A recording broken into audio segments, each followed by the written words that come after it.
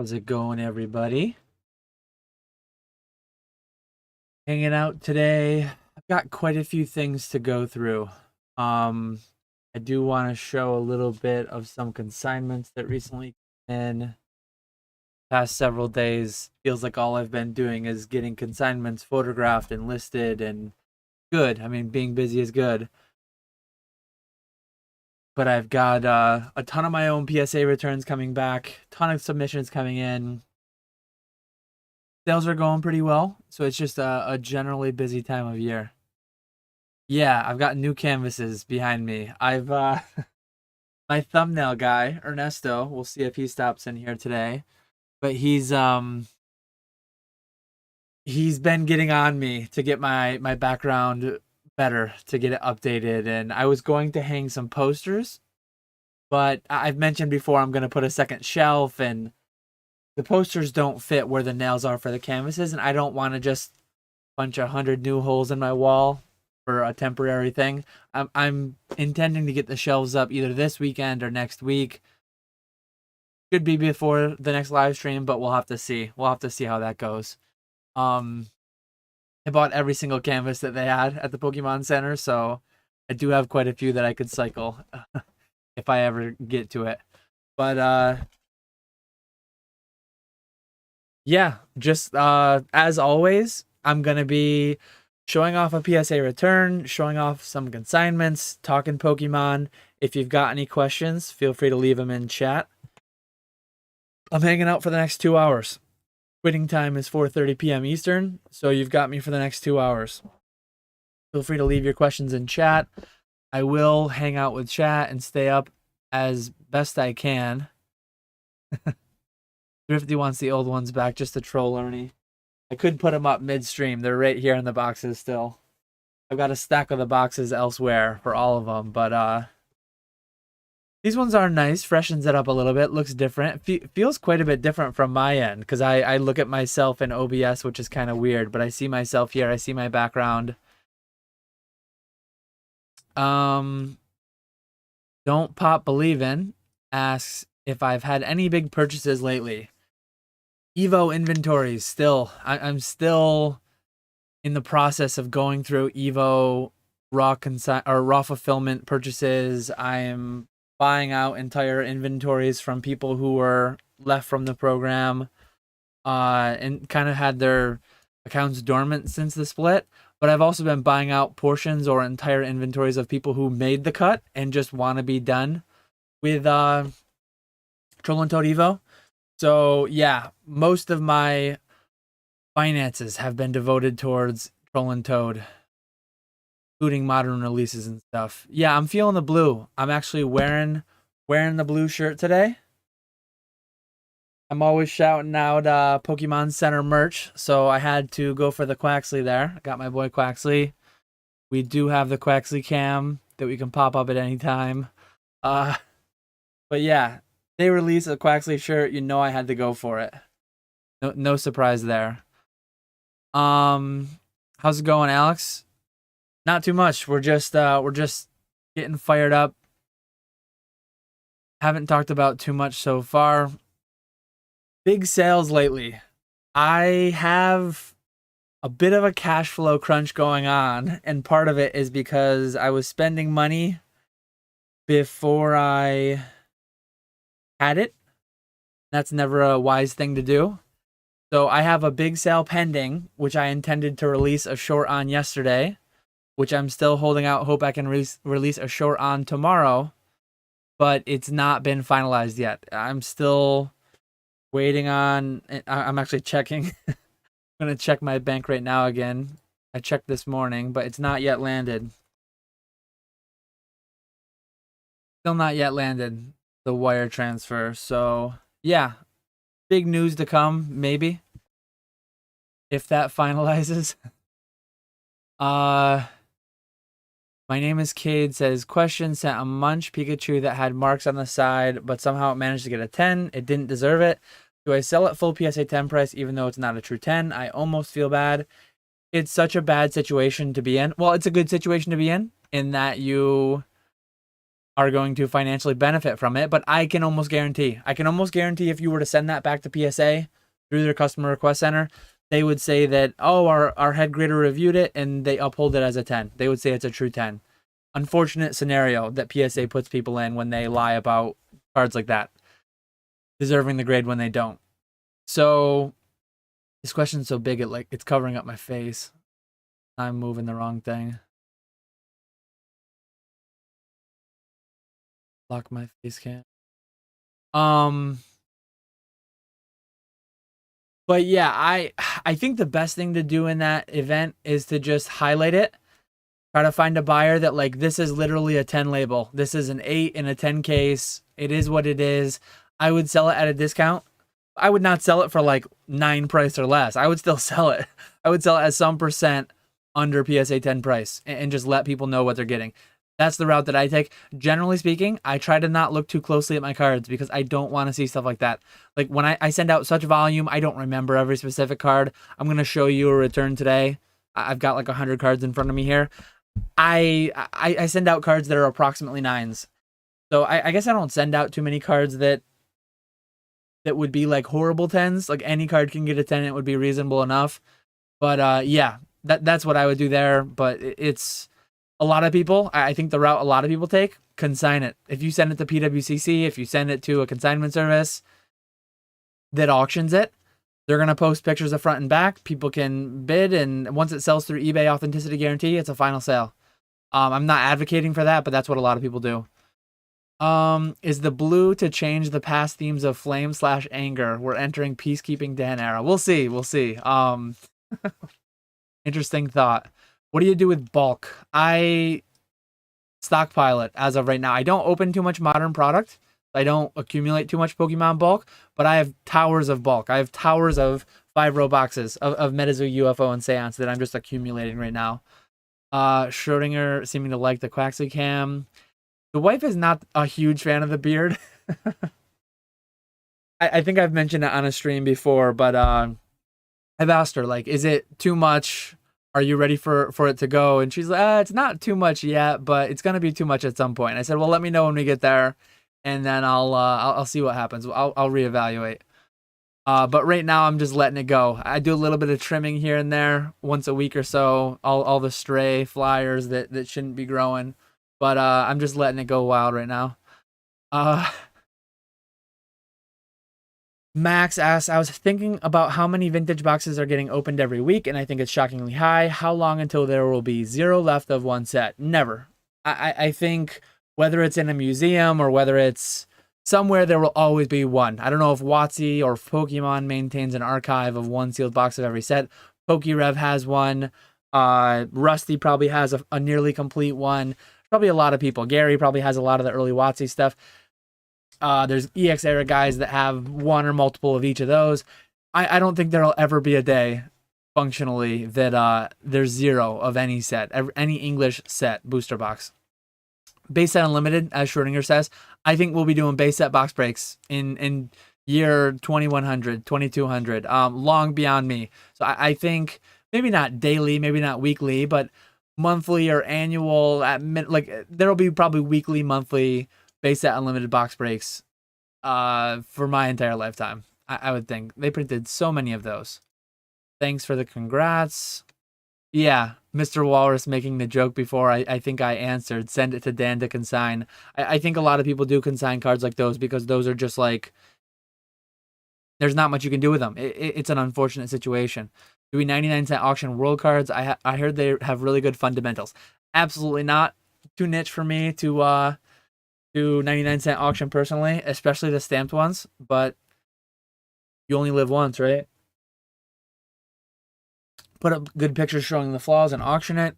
I mean, advertise it as what it is. It's a PSA 10. It's a PSA 10 Gem Mint card. Says so on the label. By definition, it's a PSA 10. Kind of crazy to think how many base set unlimited boxes there are.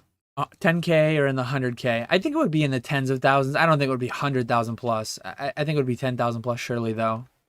Hi YouTube. Hi Phil. Did you get the early access to eBay international shipping? And do you know the details on that? I've heard about it. I do not believe I got early access to it though. The Zard Hunter. Do you have a Mario, Pikachu, and PSA 10 for trade? I do not. I have one, the half art Mario Pikachu PSA 10 in my personal collection. I received that as a gift back when it was probably worth $40 as part of an E4 Secret Santa event. So that's in my PC of items I will not sell. Do you see potential in the Go set at all? Like Pokemon Go set? Sure. I mean, I see potential in every set towards the future. I think Pokemon has a good track history over time. I don't think it's necessarily going to be replicated in the same fashion, but I do believe in the long-term prospects of just at least seeing growth, not seeing the best growth, not seeing better than the S&P 500 or whatever benchmark you want to compare it to, just growth. I mean, I think any set sealed is gonna do fine. It's all about expectations. So I see potential in it. What potential do you mean? Is it gonna be the best set ever? I'm not making any claim towards that, but yeah. Yeah, Max, I have all of them. I believe there's 8. There's 8 or 10 maybe, because I think the Eevee and Pikachu ones that I had from the beginning, those were a separate release, and then I think they came out with 8. I think I have 10 total, counting the Eevee and Pikachu, kind of the artsy ones that I had before without like a trainer.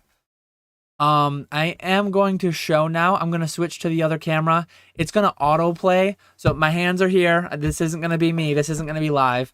Pre-recorded of a send-off video. So these cards right here, again, not live. I can't slow down or speed up or anything. But these ones went to CGC. So this is a CGC submission of 50 cards. I'm just going to let it loop a couple times while I'm hanging out with chat, talking. I might show up periodically throughout the live stream. But my strategy with CGC, generally mint cards. Mint or gem mint cards, otherwise with maybe one minor flaw. Minor flaw, it might be a hollow scratch, it might be a small dent, a small crease. Whatever it is though, you'll see at the very end I have some CGC 1 candidates, but overall most of these cards are like mint. Really, really nice. They have one minor issue. I think they'd get PSA 6s at PSA largely, but they'll get CGC 8s to 9s. Because they are otherwise mint. So that's what the majority of these are. Once you get to the Feraligatr, you see the Feraligatr, Venusaur, Celebi, Typhlosion, all these ones at the end, CGC 1s from prior collection buy. I did not do that damage. This second set is 50 cards that were sent to PSA under the $50 tier. These are not mint cards either. So these were cards, they might be PSA 6s, they might be anywhere in the range of PSA 1 to PSA 8. I thought that these, though, given the caliber of cards that they are, even being damaged, even being sub PSA 9, I think these are optimal to send to PSA. So these ones I opted to go PSA. There might actually be a few mint cards. Yeah, starting at Lugia. You can see I turned the Lugia around. That one was actually mint. So Lugia onward are mint.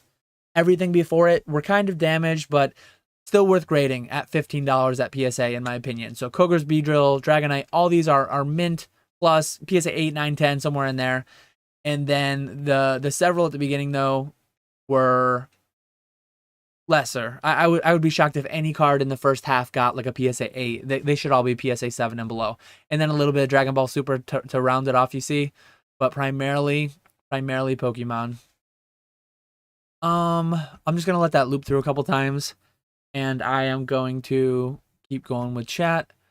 Cost base is 0 and a gift from E4. That's an insta sell and wash your hands afterwards. Oh, where's my highlighted message? Okay, I had my highlighted message hidden here. So I fixed that. Let me block that camera. So yeah, me personally, like, I love Mario. Mario is also nostalgic for me. I had an NES growing up, and then I had an N64. Well, I didn't have an N64 when I was younger.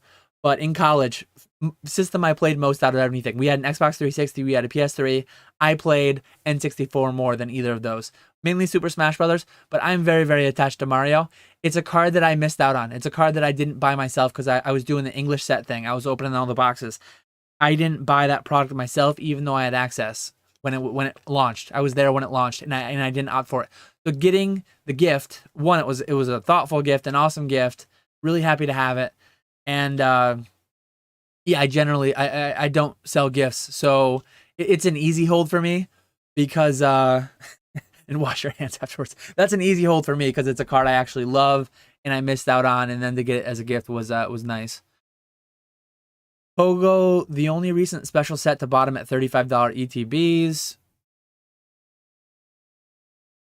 Crown Zenith just released another better looking Radiant Zard IMO.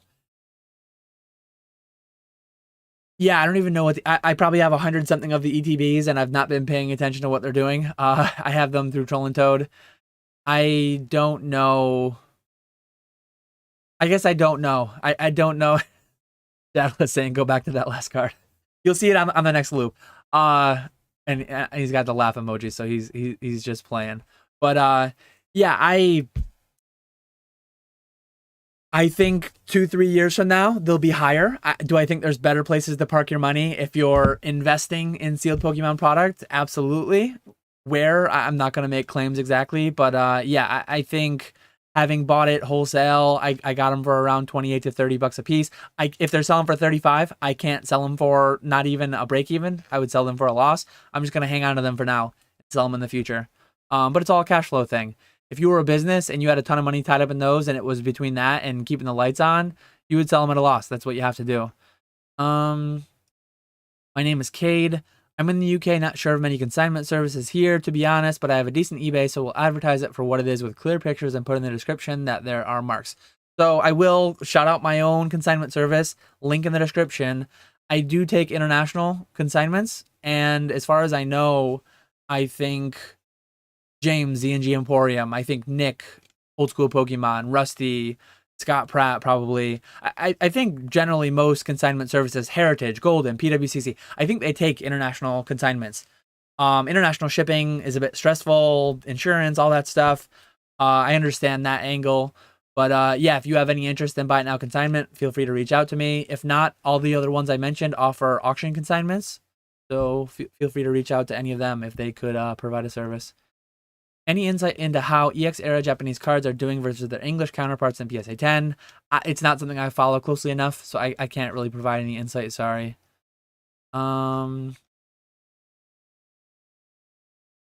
Just put PSA 10 and you're good. I mean, honestly, if you, like, I never intentionally omit any issues.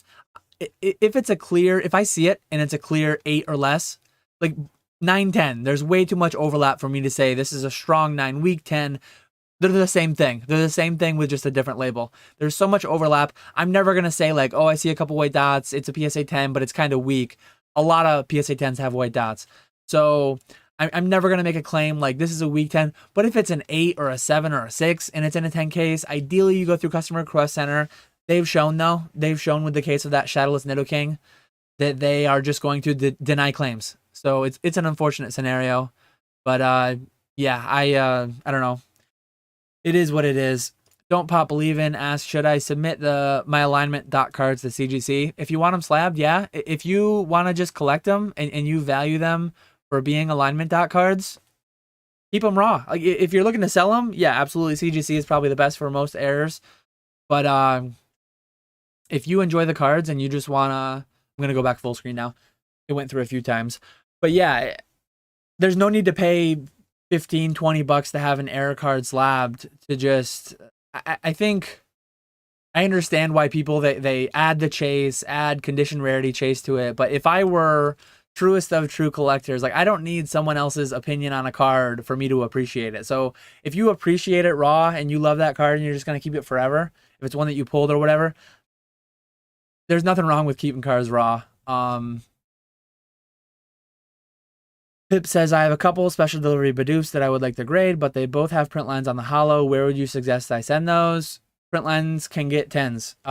Generally, PSA has to miss a print line for them to get 10s, but if they're like super faint, I mean, PSA 10s have print lines.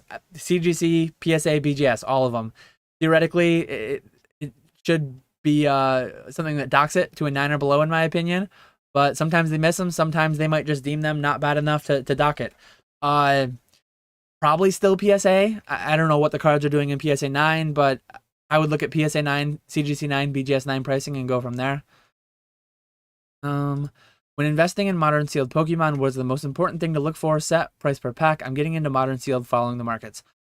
I've had many videos on my channel where I talk specifically about why I don't like using the investing word when it comes to modern sealed. But if you're buying modern sealed with the goal of price appreciation, While I do think that there are better places to put your money, as far as in tax advantage accounts, traditional investments that are productive, not speculative, you don't need the whole greater fool theory, someone to buy it for more down the line. If in spite of all that, you still want to buy Modern Sealed, I made a video that just came out this past Monday. 3 days ago. It's Thursday now. 3 days ago. And I discussed, what was it called? It was called Expectation versus Reality, Modern Wholesale Pokemon. And while it doesn't directly address investing in Modern Sealed, it touches on many concepts that I think would be valuable. You need to know what you're getting into. You need to know who your competition is. Your competition is P Football Pete. Your competition are these huge stores that are buying pallets and pallets and pallets way cheaper than you are, able to sell them for way cheaper than you are. Lower fees on their selling platforms and lower prices. So you need to know that they're your competition, and you need to make your decision on whether or not you're going to invest in something, knowing what you're up against. You should always know the upside potential, but also the downside risks in any investment. Let's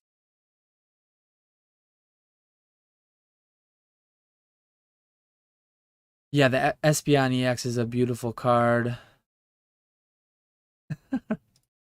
I took in a recent consignment that has Retro not too happy.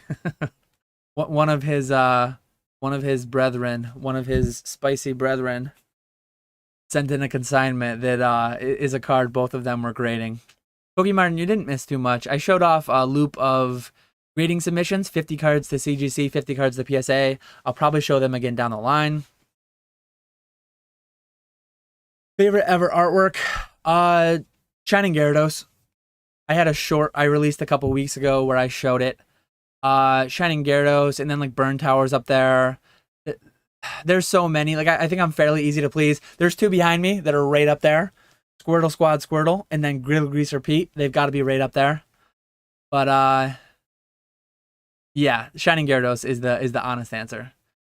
Do I expect Crown Zenith to be printed more than Shining Fates? If I had to guess, just first pass, guess, complete. I mean, not like complete guess, but mostly a guess, because that's all anyone can do. I would say less. I would say less just because of the broader environment we're in. Shining Fates released more during that stonky period where it went to $100 ETB and it was printed and printed and printed. I'm not sure Crown Zenith will get so much just because of the time that it's released. What's a good pre-order price for Crown Zenith ETBs? I pulled the trigger on $44 in ETB the other day, but didn't go all out in case they go lower. The lower the better. I can't really say. I've not been looking at pre-order pricing. I buy them for $30. I buy them wholesale for $30, and retail is $50. So I'm paying 60% of retail. Historically speaking, all you can do is look at historical price trends. You can look at Hidden Fates. You can look at prior like specialty sets and what they've done. But yeah, obviously the lower the better. I don't want to say 40 is a good price and then you wait out for 40 and it never comes, and then they go to 60, 80, 100, and then like you get mad at me because all I can say is like you gotta look at the data out there. And 44, I mean it's less than retail, so it's better than going to Target, better than going to Walmart and buying them for full retail plus sales tax. I don't know if that's an all-in price shipped to your door or what, but 44 is 50% higher than I'm paying, but I'm buying it wholesale as a business. It's 10% lower than a consumer's buying it at full retail. So you're in the right ballpark. I mean, you're certainly under 50 is where you want to be. Anything over retail, I would not advise generally out of the gate. Just because it's very rare that there's been any Pokemon products that haven't had any period of time sub MSRP, I guess is what I'll say. How's it going? We got the thumbnail goat in here. Shout out Ernesto. Ernesto, it's not that I only love blue shirts. It's that all the good things in life are on blue shirts. Quaxley, the New York Rangers, the New York Mets. I am a Jets fan, so there's some good stuff on green shirts too. But yeah, blue shirt gang, especially when Quaxley's on it. What's my favorite card from Celebrations? Yeah, they went with the Shining Magikarp in Celebrations. They snubbed the Shining Gyarados. I mean, it's going to be a boring answer. I've got one right next to me. It's not base unlimited, but it's base set 2. the base Charizard. The base set Charizard is just an iconic art for me. It brings me back to the playground. It brings me back to the school bus. So that's kind of like the standout for me. The gold Mew in that set is cool. I mean, a lot of the reprints, the classic collection are cool, but base Charizard has got to be the one. Yeah, Alex, I have consignment instructions in submission form linked in the description. So they're right down in there in the drive link.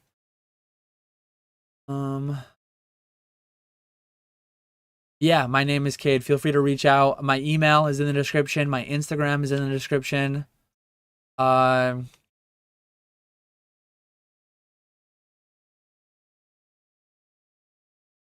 If you have a bunch of cards to send that all look like strong 9s, do you think it's smart to include one weak looking 9 with the group so your grader may comparably favor your strong cards by comparison?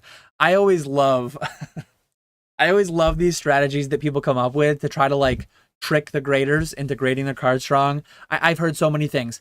Put weak cards in front. Don't ever like put your Dragon Ball Super at the back because that stuff's too immaculate looking. And if you put that in front of Pokemon, all your Pokemon will get 9s. All these different theories.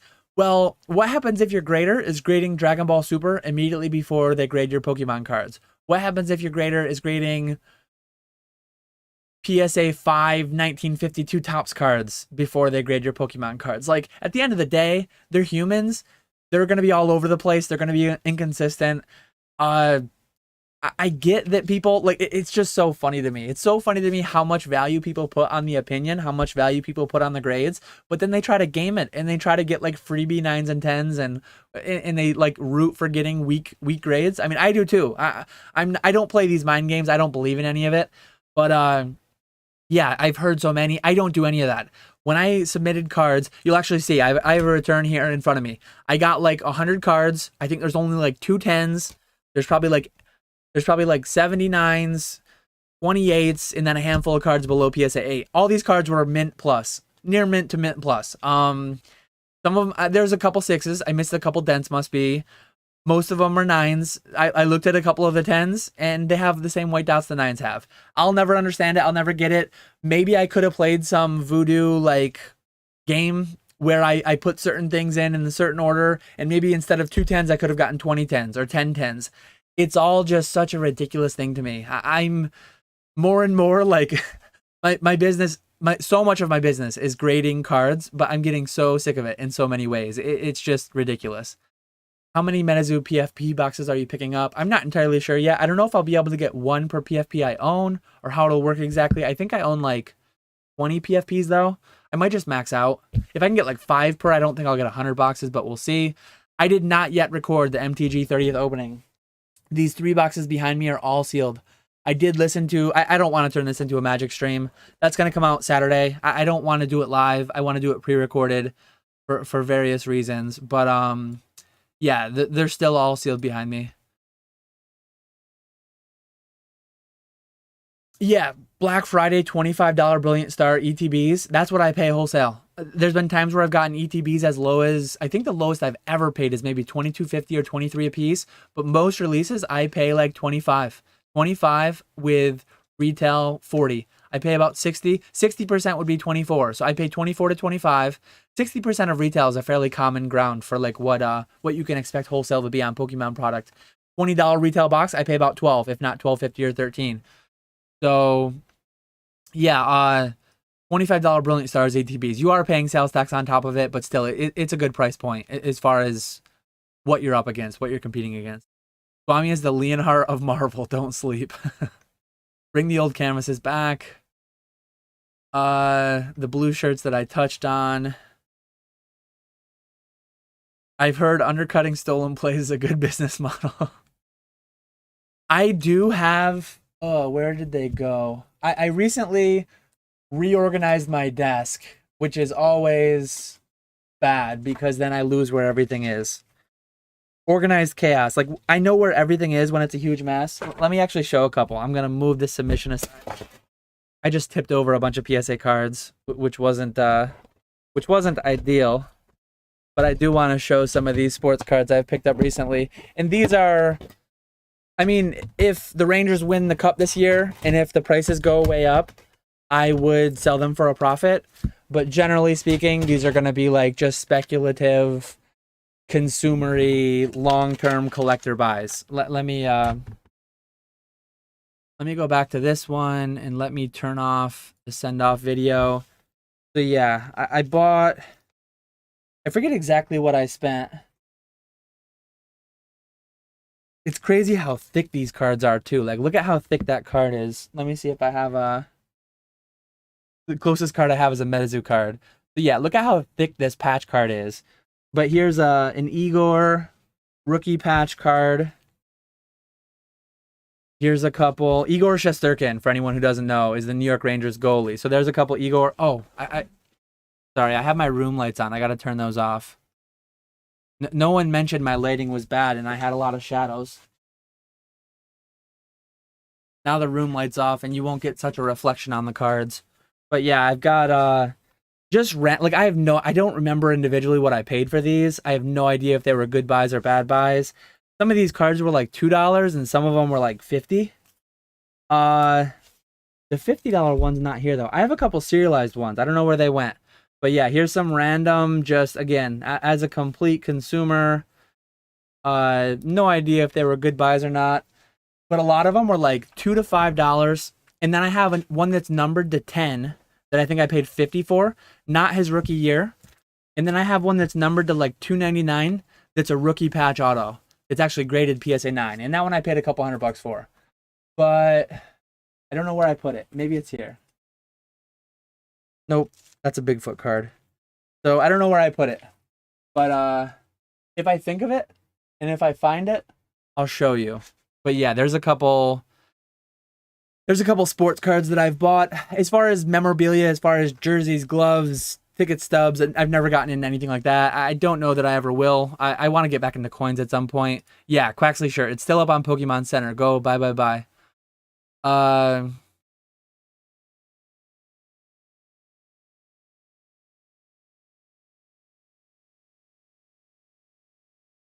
I've heard a lot to at least not send WotC with modern, or would you say likely still doesn't matter much?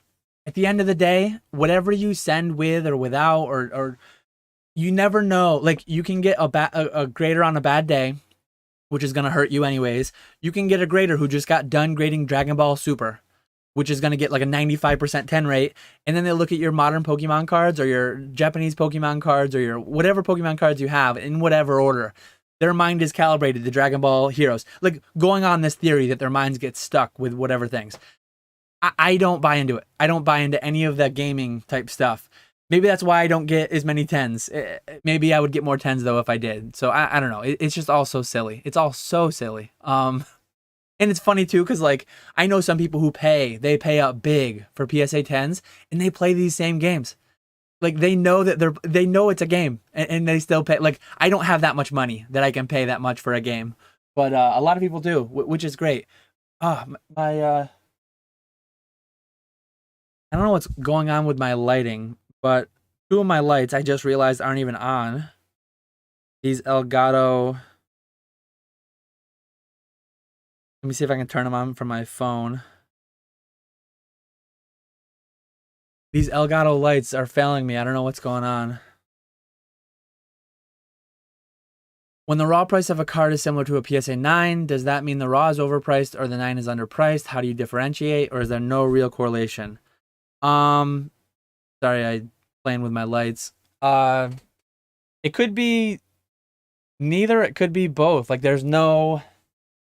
I'm trying to think of a hypothetical scenario.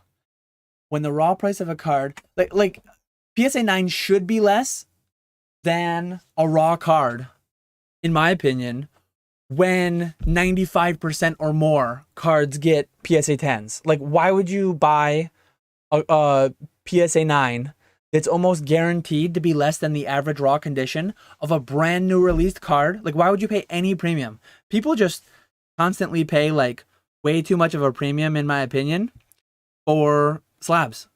And again, sorry, I don't know why two of my lights aren't coming on, but there's one.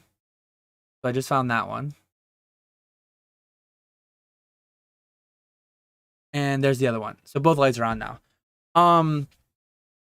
Yeah, I think many times PSA 9 should sell less than raw. Like a lot of this Dragon Ball Super, a lot of this stuff that grades like 90% 10 rates, a lot of ultra modern Pokemon that grades 90+% 10 rates, Japanese promos. There's some Japanese promos out there with 95, 98% 10 rates. Why are people paying anything for nines? Nines are failed grading attempts. Like, I don't know. It's just silly. There's so much. There's so much silliness in what people value for graded cards, in my opinion. Dan doesn't believe in human psychology and human behavior. I understand. Like, I get it, but I get it, but I don't get it. It's crazy. Yeah, you got to mail in your package at the end of the day, so it's last in the PO box, and they open it first when they grade with the clean slate for the day. You gotta order them. Yeah, there's just so much silliness. The more and more I talk about grading and all that, it's just like, what are we doing? Yeah. If you're sick of grading, send that 25 collection to Giovanni Wealth Management. um, Poor Dan thinks the whole thing is ridiculous, but also has multiple videos cracking nines to trying to get weak tens. Yeah, it is ridiculous. Like I agree.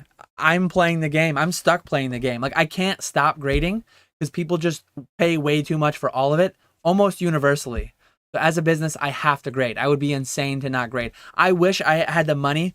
I wish I had the ability to just take a moral stand against all of it, and I'm not going to do any of it, and it doesn't make sense. But I need to interact with it for my business in many respects. Growing part of my business, Troll and Toad, and I sell very, very little graded through there. A lot of it sealed, a lot of it raw. It's it's getting big. It's gonna outpace my eBay soon, probably. Um,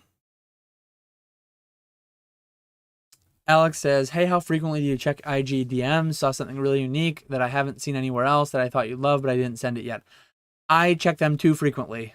Multiple times a day when I'm working, at least once a day on weekends. I keep up with it pretty well. I'm not big enough that like things get lost. I think I see everything. I don't think there's anything that I miss.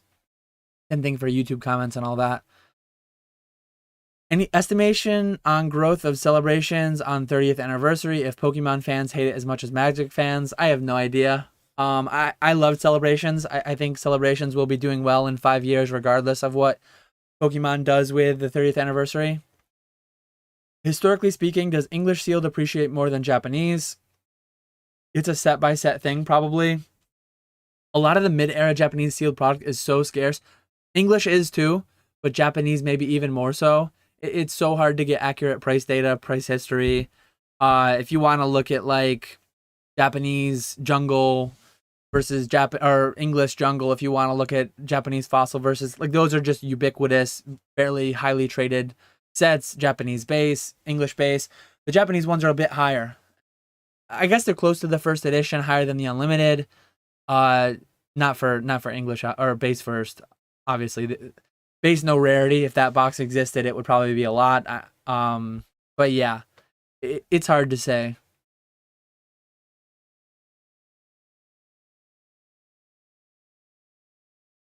Yeah, the Rangers they're off to a rough start. I mean, rough. They're still above 500. They're still like in decent shape. There's a lot of season left, but it's a slower start than I would have hoped for. Smaller batches of cards play the greater lottery. Yeah, that's actually something that I am doing consciously.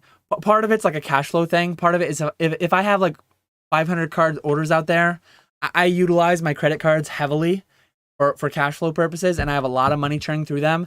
And if I have 500 card submissions out, that's going to be $5,000 whammies when they hit. I'd rather have $1,000 to $2,000 hits when the grading submissions come through, because I have a credit card with a $50,000 limit, and I've constantly got that thing running on fumes. Constantly got that thing's high. So part of it is like a cash flow thing, but another part of it is like, and it could go either way. If you're grading 500 card submissions and you get the guy who just got the promotion, just got the raise, just had a good night the night before, and is grading everything loose, is grading everything nice. Maybe he just got done grading DBZ score, DBZ score before, and then he's grading your Pokemon, your WotC Pokemon, and he's giving out the 10s, like fast and loose. If you do that on a 500 card submission, that's amazing. Like, you just hit big. If you do it on a 100 card submission, it's like you benefited, but not as much as you could have if it was big. But same thing goes the other way, though. If you have a 500 card submission and the guy just got demoted, the guy just got scolded, the guy just broke up, dog just died, something, whatever, and they're having a bad day and they're grading lower, we're humans. Psychology, our mind frame, like, affects how we're going to grade cards. So if you got that guy and he slams your 500 card submission, that's really rough. If whether you, like, I grade at such a volume, 10, 20 years from now, I'm going to get the same amount either way, but getting them in smaller chunks versus bigger chunks, like, it's all the same thing at the end of the day. If you're only ever going to grade 500 cards in your life, I would rather grade 5 100 card submissions or 10 50 card submissions. But given that I'm grading thousands of cards a year, I think I'm going to benefit from, like, scale either way. I think it's all going to average out to be the same either way. Thumbnail is misleading, no beard. I think there's a little bit of beard in the thumbnail. I don't know when. That was made a while ago, though. Life is a game. It absolutely is. I always go bad, bad, good. Bad, good, good, good. So that's AP Sports Cards play for getting maximum grades. A lot of near mint alt arts are the price of PSA 9s. They absolutely should be, in my opinion. If a card is grading over 80% PSA 10 rate, why would you pay for a failed attempt at a 10? Why would you pay a premium on a 9? When almost all, you got to be careful. Not almost all. Just because, one thing I see people doing, if 85% of a card graded gets PSA 10, some people will say that buying a random raw card, you have an 85% chance to grade a PSA 10. That's not true, because there's some kind of selection bias. Not every card gets sent out, though some people do blindly send a ton of them. I think it depends on the overall quality of the card, the value of the card. The Sword Shield 50s, 40,000 of them graded. I graded 300 or 400 of them myself. I sent those out blindly. At the time, I just didn't care. I like the early ones I got back, 9s and 10s, it didn't matter. They were both killing it. It was all stupid. It was all crazy how much people were paying. And you could just blindly buy them or grade them. I don't know what the 10 rates are on that, but are you grabbing some more cheap STC codes before the promo expires end of month? I've not been doing it. I tried doing it for a while and I was just having errors, so I stopped. I did do one like last week. I have 1 or 2 codes left that I'm going to use. Try to, but I'm not going to spend like hours and hours trying to get checked out to make 20 or 30 bucks. There's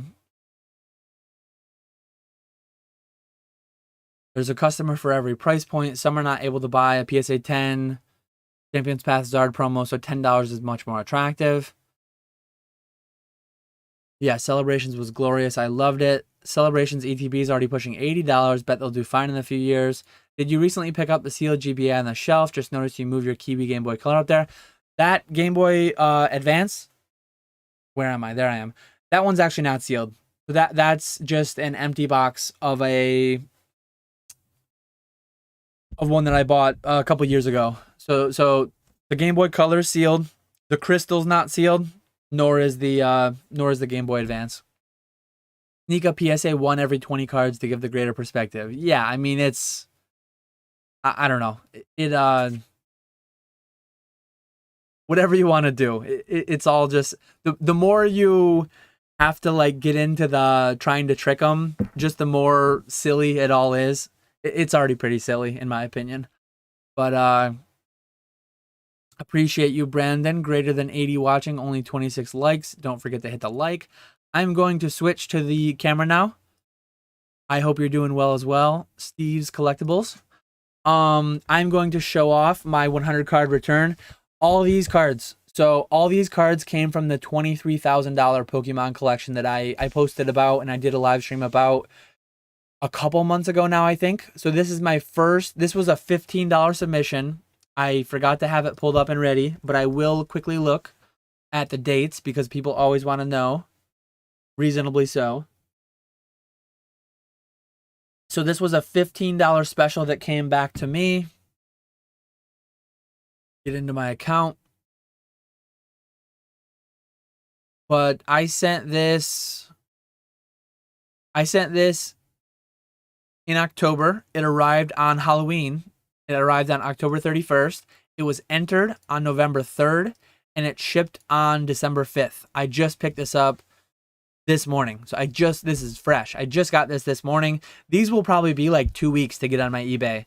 I have a couple hundred cards from one consignment that I'm going to finish up tonight and tomorrow morning. And then I have another 200 cards next to me that I still haven't listed. Maybe some of these will actually leapfrog, and maybe some of these will be up starting tomorrow and early next week, because some of these are pretty high quality cards. Tons of 9s though. You'll see tons of 9s. I didn't put the cards in the right order. I didn't do the right things because I got a lot of 8s and 9s and not enough 10s.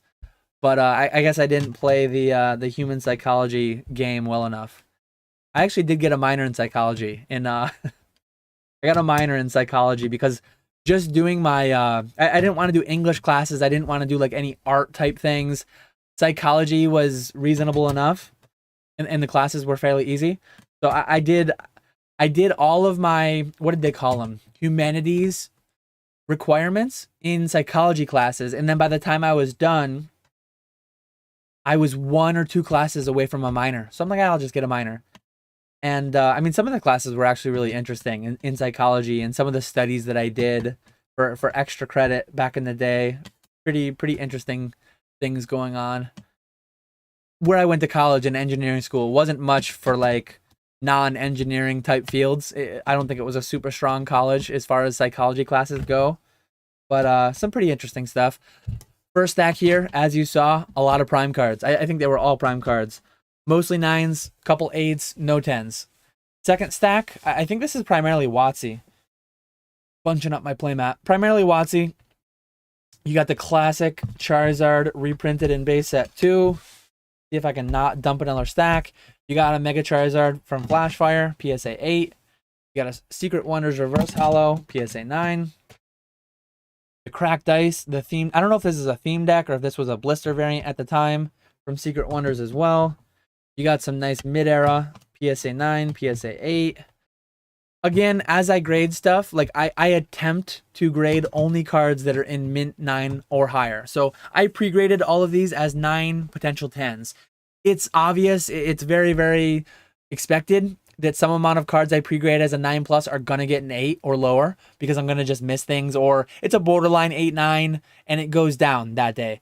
This one, World Championships 2007 card, nowhere near the value of the actual Jolteon Gold Star. Way more value than I would have expected, though, in a lot of these World Championship Gold Stars and EXs. That's the real Gold Star Vaporeon, the real Gold Star Suicune. Cool to see. You got this one I would have known wasn't a PSA 9, but it was a Blaine's Charizard, so it was worth grading in either case. I did have a complete set of Fossil First Edition in that binder set. I didn't grade all of them, as you'll see. Many were sent to Troll and Toad as just near mint cards to be sold raw. 2 8s, and then I got a handful of 9s, as you'll see. Love Fossil. I love the Fossil set. It's not as good as Jungle as far as opening it, because you can't get kind of like buffered up with Pikachu and Eevee. You don't have the Jigglypuff. You don't have the Cubone. Like, I feel like there's better non-holos in Jungle, and then you've got the evolutions. You've got Snorlax, but I love Fossil. Fossil is probably the set that I opened up the most when I was younger. So I actually have a really strong tie to it. Plus I like Gengar. I like the legendary birds. Really, really enjoy the Fossil set. I had a couple Red Cheeks Pikachus in there. One got an 8, as you see. I had a couple of Dratinis that got 9s. I had a Red Cheeks Pikachu get a 9. Sandshrew get a 9. Imagine loving Fossil. Yeah, we got shout out Cardinal Gaming. We got Mason Berry in here. I actually do love Fossil. I love Fossil just because I opened so much of it as a kid. And as I said, legendary birds were some of my favorite Pokemon due to having Pokemon Yellow as my starting game. Then we got some, we move into Black and White XY era full arts. A lot of these, like all these cards from this collection, pack fresh. Not pack to sleeve, but pack to page. All these cards went pack to page years ago from the collector who opened them up. But pack fresh, though. Pack fresh during the Black and White XY era. Even a lot of the WotC era.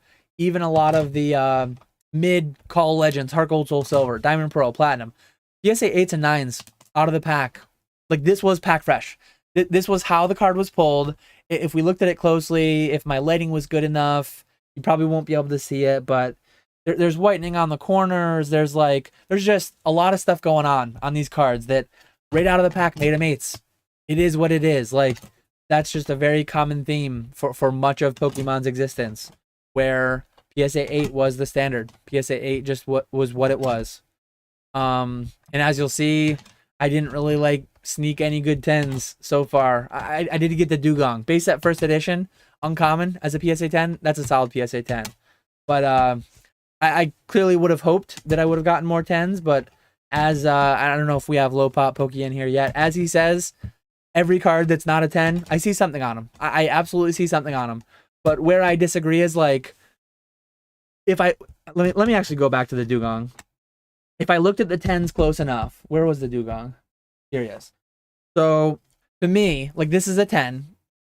And I did look at the red. The red cheeks in particular would have been a big score if they got the 10. The 9 had a dot. The 9 had a little bit going on. This one's thin on the left, thick on the right. It's well within 60-40, so it's well within PSA 10 parameters. But that should be a slight dock. That should be like, okay, Dugong, you can't have, don't be slipping, because anything else, your centering's a little off. Anything else, we're going to make you a 9. Well, when I go to the back, I don't know if it'll come through, but there's a white dot on the corner. There's a white dot on that corner. And then there's a little bit of a rough cut there. It's probably not coming through at all. I need to find a way to show this better on camera. All you can see is the reflection of my camera or my ceiling. But, and there's a little bit of, like, excess material on the card right there. So, like, yeah, every card that's a PSA 8 or PSA 9, I can find something wrong. But so can I. There's Cameron right there. Every card that is a PSA 8 or PSA 9, I see something wrong. I can identify, okay, this is why. Every card that's a PSA 10, I can identify something wrong. And to be fair, the 10 has less than most of the 9s. The 10 certainly has less than most of the 8s. But there are some 9s and there are some 8s that I look at, and they are I don't care enough. I did care. I tried cracking. I tried upgrading to 10s. PSA punished me. We did that live stream a couple weeks ago. But if I spent 5 hours going through this whole submission and just ranking what the cleanest cards were, the Dugong would not be the cleanest card in the submission. The Dugong would probably be in the top 20%. But 100 cards, I only got 2 10s. The Dugong is not a top 2% card, looking at its condition. I know it. Like, I looked at the Dugong, a little bit OC, a little bit of different things going on in the back. It just... Dan's making up white dots to win his low pop Pokey argument. They're there. Like, here's a PSA 8. I don't know if I can get, like, Plasma Storm. I don't know how well I'll be able to show this. Like, I can't even show the white dots. There's a big one. There's a big one there. You can see that. The camera actually just got a lot better than it was doing for the Dugong. But this one has one on every single corner, and then it has that one there. Like, this is an 8. This is a very, very fair 8. I don't know if you... Yeah, you can definitely see that one. Here's the Dugong. See that white dot? It's not massive, but it's there. It's a thing. I just found the best way to get it to go. Here's the... And just to show that it's the Dugong. I'm not lying. I'm not showing a different card. There's, like, extra material there. It's not only is it a white dot, it's actually, like, excess material that extends beyond the border of the card. Like, it's kind of ugly. And then there's white stuff. These are certainly harder to show because they're definitely smaller. They're smaller than the PSA 8 Charizard. But they're there. Like, it's there. A PSA 10 is not a perfect card. Logan Paul said his Illustrator was perfect. A lot of people, 10 out of 10, it's the highest grade you can get. But it's not a perfect card by any means. I think I don't know where the second PSA 10 was. At the end of the day, even in PSA 9, these all were big wins. These were not, like, optimizations. Let me go back full screen for a little while, catch up on the chat. But yeah, at the end of the day, it is what it is. I'm going to sell them as 9s. I'm doing really well in that collection overall. I'm just going to, as retros in here, keep it pushing. I'm going to keep it pushing and quit thinking so much. Drives me a little crazy when I see a 9 that is cleaner than a lot of 10s that I've graded, but it is what it is.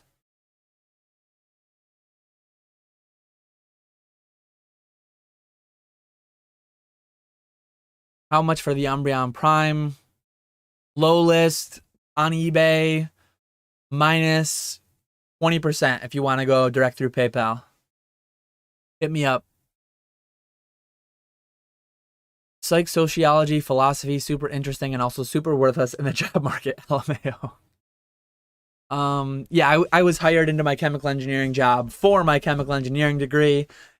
My boss, nobody cared anything about my psych minor. I just did it because it was like literally one class away. I've not yet opened a V-Star Universe box. I intend to buy hundreds of boxes for long-term selling, long-term flipping, good inventory, but I intend to get them as close to $50 as I can. I don't know if they'll go down sub 50 like VMAX Climax did, but I don't want to pay. I was offered, I think 69 a box. I was offered as many as I wanted, like hundreds of boxes at 69 a box. It's just more than I want, or not 69. I forget what it was exactly. Let me see if I can find it quickly. But I just want to get in at a lower cost than that. Let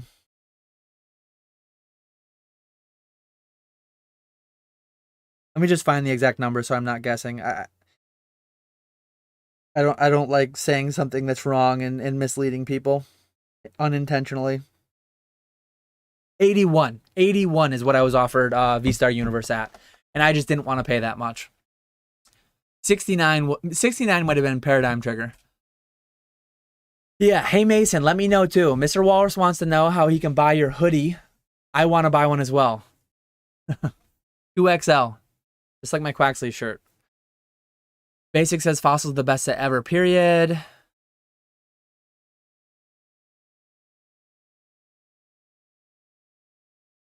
Mason is homesick, so he's grumpy. Uh-oh, we got Grumpy Mason in the chat. And he's got a wrench too, so you better be careful. He might wield those. He might be a little fast and loose with those wrench powers.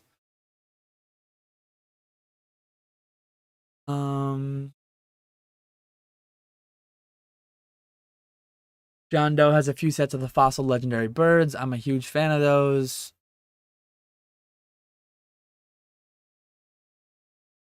John Doe loves first edition Team Rocket. I'm a big fan as well. Not nearly as much as Jungle and Fossil. Doesn't look that OC to me. Need a microscope. I mean, we can go on, but it's definitely, it's a bit OC. It's got some white dots. It's a 10. It's better than most of the 9s, but there's certainly a couple 9s in there that are better. Could have gone either way. 9 is here, 10 is here, but people see them as like 10, 9. Two distinct things. What it actually is like, this is 10, and then this is 9. And there's this in between. All these cards in here could be 9s or 10s. This overlap is massive, in my opinion. Way too big for me. There's a huge overlap of cards that could get 9s or 10s. The grader can't go 9.5. At BGS, at CGC, at SGC, they can go 9.5. At PSA, they can't. They either have to go 9 or 10. And there's a lot of cards, depending on the day, depending on the grader, depending on how you frame your submission, and if you do it right, I guess. Sometimes you'll get a 9, sometimes you'll get a 10. I have a disgusting 10 from my recent sub. Actually feels wrong to sell it as a 10. Sell it as a 10, have them send it through the customer request center. The head grader will say it's a 10. If PSA says it's a 10, by definition, it's a 10. That's where we live in. Like, I've seen too many examples of horrible 10s being upheld as 10s or horrible 8s being upheld as 8s. PSA, yeah, that's what they're doing. That's what they're doing. Retro loves selling low pop bags to the end bag holder. I'm making up white dots to win my low pop pokey argument. What do I miss most about my early days of collecting as an adult? Maybe, what's the analogy? Seeing how the hot dog is made. I've seen in the factory. I've been in the slaughterhouse. I've seen how the hot dog was made, and I've seen too much. If I could go back and be as what's the right word? Be as green, be as I can't think of the word I'm looking for. But if I could be as innocent as I once was, Okay, I think I'm coming back.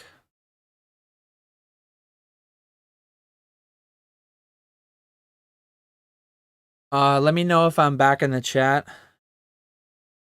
Sorry for that.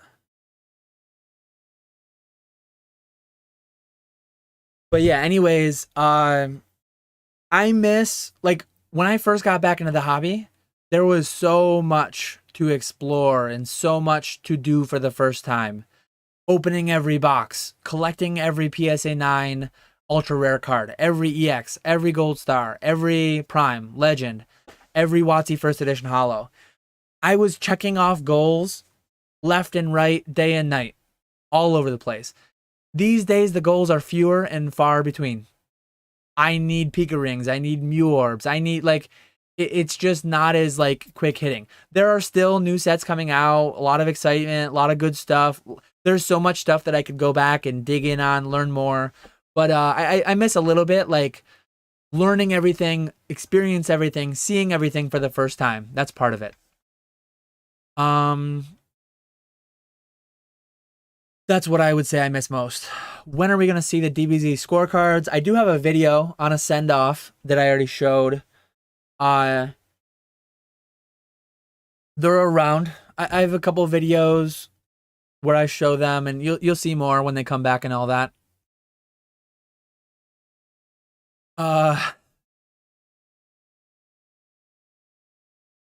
I'm shocked. Just got a vintage card returned in PSA 9, and I was expecting a 6 due to scratches on the holofoil. Other vintage cards, I couldn't find any issues. Got 8s. Absolutely wild. I've never been comfortable. Like, go back to my days on E4. Go back to my days. Look at what I was saying on E4 in 2014, 2015, 2016. I've never been comfortable with PSA's inconsistency, lack of precision, lack of accuracy, whatever you want to call it. And maybe that's because I'm a chemical engineer. Maybe that's because when I was at work, we measured on scales that went to the thousandth of a gram. We like, measurements had to be very precise and accurate and repeatable. And PSA is not, like, there's so much more subjectivity, not even just subjectivity. There's just so much variance. And I've never been comfortable with the value the market's attributed to it. And it's all not trying to yuck yums. Everyone can do what they want to do, their own opinions, their own whatever. Value what you value. Do with it whatever you want to. But yeah, it is what it is. Anytime you say, like, oh, look at this card that got a 10, it's really, really ugly. Oh, it was an error, it's anecdotal, it's this, it's that. I see way more than I should see. So that's yeah, that's my take on that. We got Cameron and Retro going back and forth. I'm gonna try to catch up in chat. I do want to open. I have this behind me. I don't know if anyone has seen. Let me clear off the thing. I have a Precious Collector box that just came in. I don't want to open that. I think I'm going to sit on that for a while. I don't know if ultimately I'll open it and grade it, but I'm not going to make, like, a quick play with it. I want to open this today, though. I got 5 of these from GameStop. I do want to see what this is all about. So we will open that. We will open that in a little bit. Everything is a mess around me, as it always is. I got to get my graded shoebox so I can put all these cards in to photograph them later. Get these off my desk to make space. But yeah, let me see. Let me try to catch up with chat, and then we'll open that RCS V-Star box.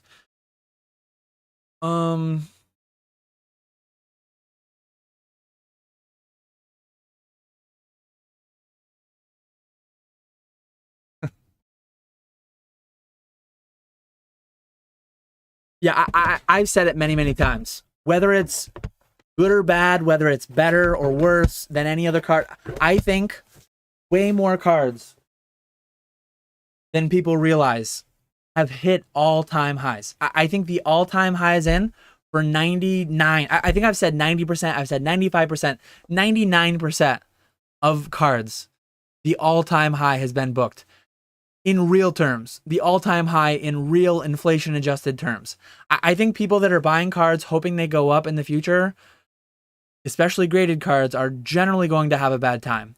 And what happens is, like, modern people buy, and they say, oh, our stuff's way better, it's way better, and they point at vintage, and they say, oh, that stuff's all stupid, and we don't care, and our stuff's better, our stuff's the best. And then vintage people They point at the modern stuff, how crazy it is, how stupid it is. Our stuff's the best. Ours gonna do the best. Like, you're all crazy. I think it's all a little crazy. Like, if you're buying it because you love it and you have that much money, and irrespective of future value, you just want to consume that product for that price, all the power to you. Like, I'm all about that. But generally speaking, I just think we're in a grading super bubble still. I think 20 years from now, most of this stuff will be worth significantly less than it is today in real inflation adjusted terms. That's low pop 10s. That's especially set cards that are 8s and 9s. That's a lot of this stuff. Look, I bought these $40 canvases as a consumer. They're worth nothing. I can't sell these for anything.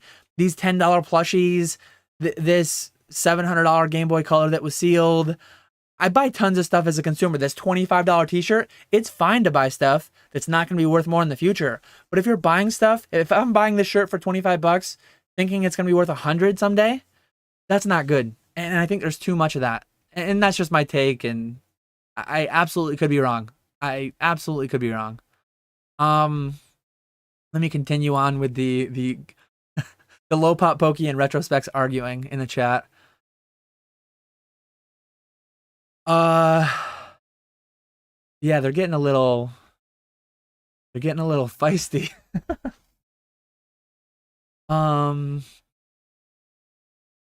Basic says there's like 20 slabs I'll be snatching, Dan. You know which ones. Hit me up. Those DMs are open. You send to Beckett or just PSA/CGC?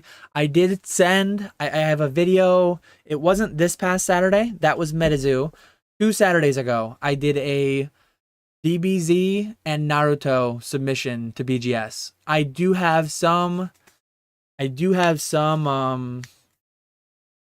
Pokemon that I want to send to BGS just to play the Black Label game. It's crazy to me what some of the Black Label premiums are getting. I want to get in on that at some point. Try for it. At least I haven't tried for it in a long time. So yeah, I 90, probably 80% PSA, 18% CGC, and 2% BGS, let's say. Very, very approximate numbers. How's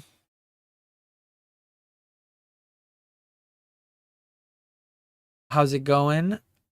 Kojirobi 3. I don't know if I'm saying that right. Welcome. How do you decide on going in for a collection? What do you look for, and what is your risk tolerance for a 4,000 plus collection buy, all raw cards? It's all about what's your ability to sell stuff, what's your cash flow, it depended on many factors. I have the ability to sell raw cards through Troll and Toad Evo. If I know that they're going to be Troll and Toad near mint, I will pay a certain percentage of that. When I was buying out Troll and Toad Evo inventories, I was largely paying 60%. I pay an 18.5% fee when I sell sub $100 singles on Troll and Toad. So I was paying about 60% upon sale, assuming prices didn't move down. There's obviously some risk of that, but there's some might go up. So I would be netting 20%. Well, if I pay 60%, say I pay $600 on $1,000 list value on Troll and Toad, I would make $200 on my $600. So I would make approximately 33%, like cash on cash, once it sells.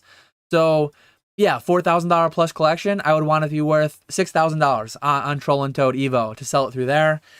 Or I mean, I would pay more than that too. Like when I bought this binder collection, I paid pretty high, given that the cards were described mint, and you just saw 100 cards that came from it. That were, a lot of them were 9s. The majority were 9s. So,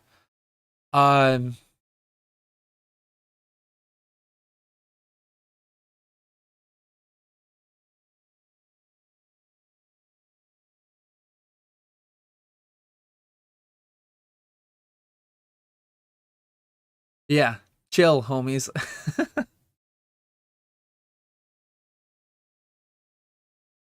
Are you keeping any of those cards for your collection? No, you see my collection behind me. My collection is nostalgia from my childhood and Sitting Cuties and these cool canvases, this cool Squirtle Squad, Griddle Greaser Pete, some plushes. The Evolutions box is not collection, but primarily raw cards from my youth, raw cards that are nostalgic to me. I love a lot of those cards. I love a lot of those cards. So many beautiful cards throughout the hobby. There's just too many. There's too many for me to keep. Hardly any of them graded.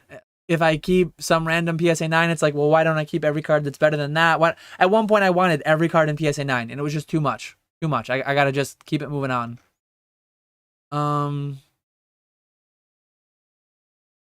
We needed a new grading process walkthrough video from PSA. Transparency, please. I wouldn't hold my breath on that. PSA doesn't do 9.5. They do half grades below, but half grades below are one of the biggest parts. Like, so many things. I hate to get too overly negative, but so many things about PSA I just can't stand. So many things about it are like a joke about the grading process. And PSA's half grades are not reproducible. There's no one who can stand and say like, oh yeah, an 8.5 is a grade between an 8 and a 9. If like I mentioned 9, 10, tons of overlap. 8, say 8 is here, 9 is here, here's the overlap in between. Theoretically, some amount of the cards in between should be 8.5s. Theoretical, if you do a normal distribution over the PSA pop report, there should be like clumping around 8 or 9 probably with a lot like normal distribution around it. There's not. There's tons of 10s, tons of 9s. Like look at the distribution of grades. I actually did some work on that in the Pokenomics Patreon. But the distribution is so top heavy and they don't use their half grades at all. The half grades aren't real. The half grades are like someone had a really bad day and they hate you, so they give you an 8.5. Like there's no, obviously, I mean, that's a little bit extreme, but that's what I feel like. When I get an 8.5, I would rather get an 8. An 8 is a real grade. An 8 is a real grade that there's a chance I get it upon resubmission. An 8.5 is a made up grade. 1.5s, 2.5s, 3.5, those aren't real. At least with BGS and CGC, they use a computational system, and if you get an 8, 8, 8, and then a 9.5 subgrade, you're going to get like one half grade, or 8, 8, 9.5, 9.5, or 8, 8, 9, 9. You're going to get an 8.5 by like calculation, by the algorithm. Those are reproducible. Anybody who's submitted in mass to CGC knows that 8.5s are very reproducible at CGC. So I just, yeah, I don't get it. Can we crowdfund Dan to get Starlink internet or something faster than DSL? I think, oh yeah. I was wondering why this was said, and I completely forgot that my stream completely died a minute ago. That rarely happens. That's rarely happened. I've done 100+ hours of live stream content so far on my channel probably, and it's only happened a handful of times that it went like to 0 kilobits per second for multiple seconds. If I had to guess, someone in my house probably like turned on a tablet and was updating an app, or probably something like that happened. Some device in my house probably turned on and like took priority over it. But as far as I understand, Starlink is like not the option, not necessarily. I think the latency, the ping, whatever, I think live streams might lag a bunch with internet such as that. So I don't know.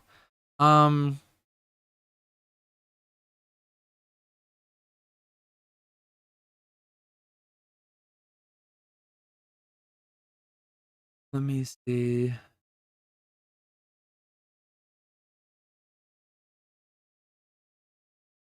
I'm still trying to get through the whole Cameron retro thing. Where to go? Dan's a yum yucker.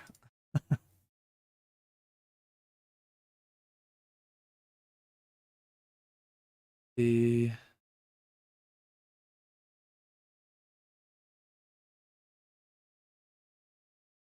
Yeah, I'm definitely gonna open this RCS V-Star collection. Once I get caught up on chat, I'll rip it.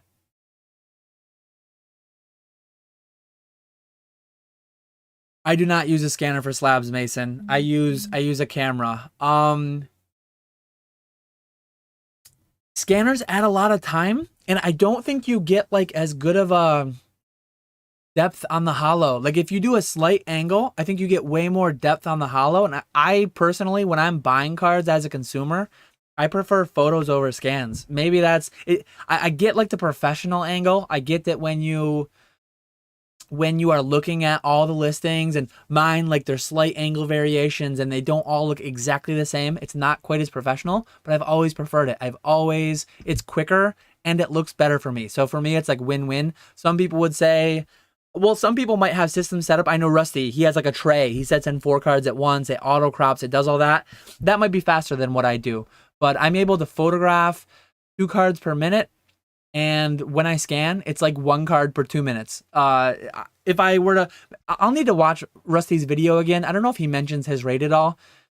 If I could do 2 cards per minute, though, I might switch to it. One thing I might do moving forward, though, PSA has mentioned in a podcast, in an interview somewhere, they intend to do high-res scans on all their graded cards moving ahead, sometime in 2023 onward, I believe. I might just start. I wish what they would do if PSA is listening, probably not, but if PSA was ever listening, make one button where I can download a folder of all the scans from all the cards of my submission. That would be amazing. I would pay for that. I would pay a premium fee to have a premium account where I can click that button. People will probably hate to hear me say that, but yeah, if I could do that and then use those for my listing photos and not have to take pictures at all, that would be amazing. Right now, it's just super manual. You got to click on each one. You got to download. With my internet, it's not amazing. But like if I could click download all at once and do that, I could just set it up overnight, set it up while I go to lunch, run to the bathroom, whatever. Like my internet's slow, but it's not that slow. It's like 10 to 15 megabits down. But yeah, that's a little bit of a long answer there. How many Zard UPCs did I pick up? I don't know if you're asking me or someone else. I had like 160 through wholesale.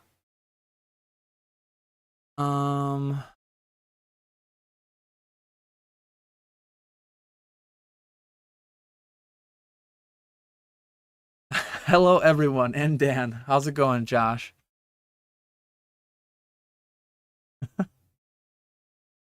Um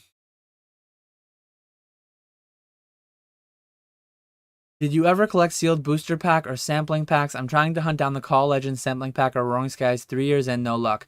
I did. Never the sampling packs, never the demo packs, fun packs, whatever they call them. I've actually been doing, I know Poke Knowledge has been doing a short every day of the advent calendars. I have one of the advent calendars I'm doing with my kids every day. A lot of I don't know if you're aware of this, Think Forward, but there are a lot of like small 3-pack cards. They call them fun packs, I believe. Like yesterday's was a fun pack for Fusion Strike maybe. So yeah, you might have to add those to your collection. I did though. I had a complete base set first edition, base set Black Triangle, Shadowless, some foreign languages. Rusty made a video on it years ago. I sold to Rusty several years ago. I want to say for about $10,000. Today, the base set first edition packs alone would be worth that. Every pack art, I want to say from base set first edition all the way through, not like 1 pack from each set, all 4 pack arts, 5 were applicable. Sometime mid-late XY era, I sold him every pack art in like 2019 for like 10K, a little less than 10K, I think. Good price at the time. I could have gotten more if I split it up, but selling them all to one person at one transaction, it was a great deal for me, great deal for him. It worked out. So what I do is I set goals, I complete them, and then I just move on. Like I'll never put together a complete booster pack collection again. I'll never put together a complete ETB collection again. I did it once. I didn't keep up with it. I'm not like doing it all, moving up ahead. To me, it's like set a goal, complete it, move on to the next thing. Feelings are bags.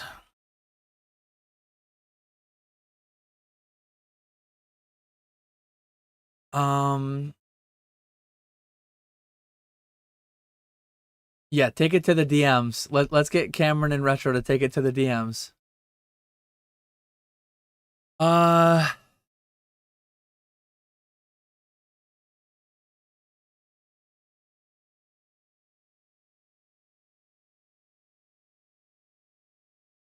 Too many people worried about making money off Pokemon. Not everyone here is a reseller.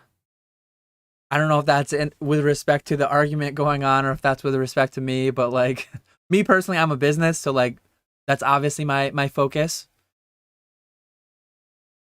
Retro mentions that in in a conversation. I'm assuming that was about the argument going on, but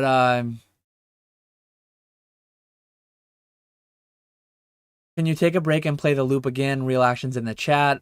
I'm gonna try to get through all this chat, get caught up, and then I'll go back to I'll go to my Arceus V-Star Premium Collection.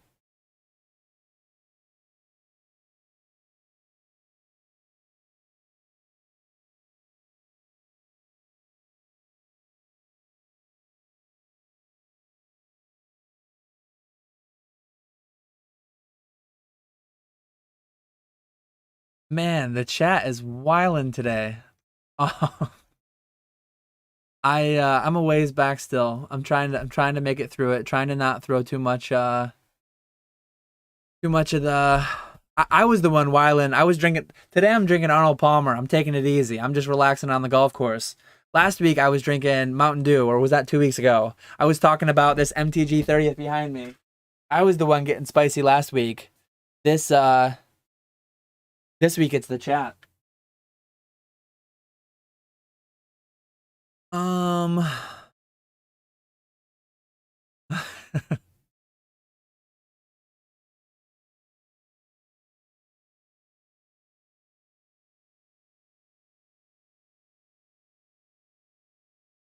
Is it bad to be a collector? Again, I don't know if that's reference towards me. Absolutely not. I collect many things. Look at the things behind me. These were not made as purchases to make money from. I collect coins, I collect beer steins. I did business in coins. I did business in beer steins, video games. I've done business in all those, but I collected them first. That got me in. I think the most efficient way to collect is to do a little bit of flipping, a little bit of buying and selling. And both of the guys in the argument primarily sell some amount. I know Cameron has made some sales too. Cameron does some flips. He's flipped some of his low pop pokey cards that he has. Yeah. Mr. Walrus, 2 Dan lives in a row that bring in some argument. When we start blaming this man for fanning the flames with Magic 30th, Fear the Beard.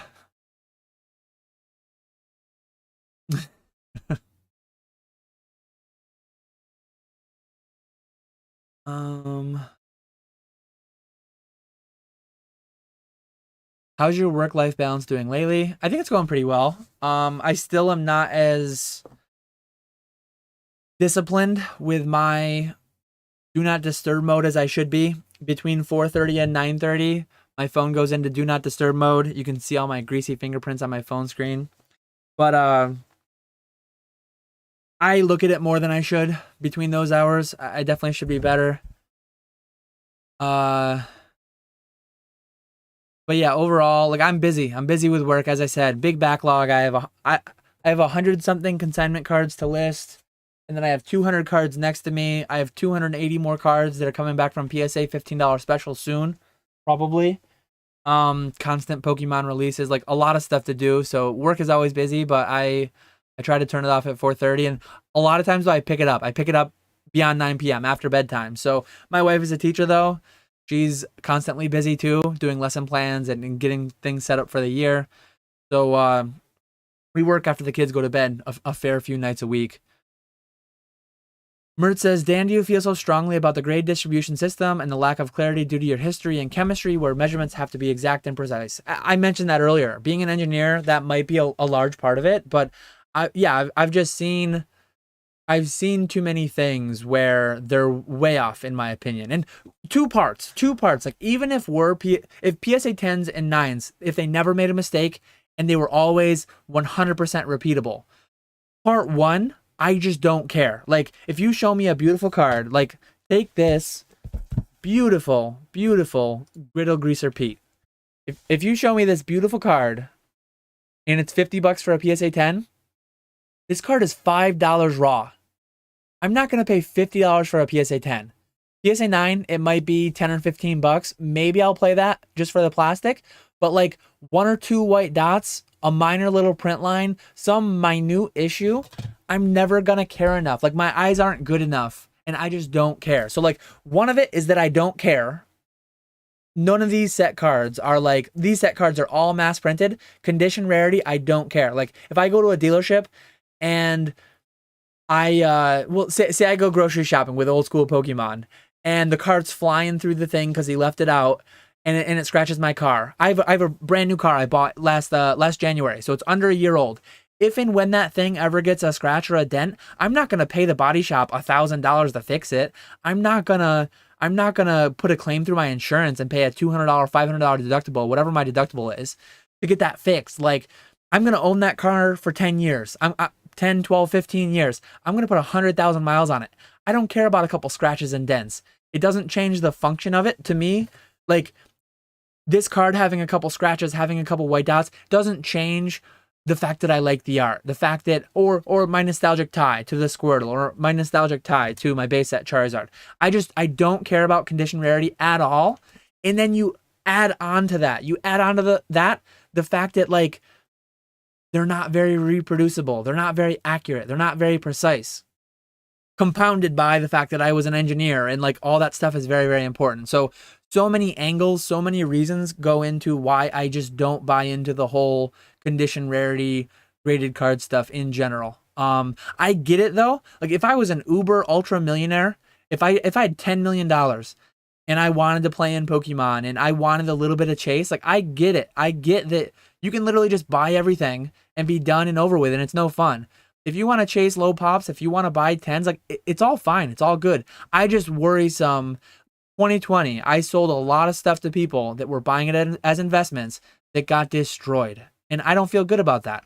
I sleep fine at night because I was on Jake's channel. I was on Radar's channel.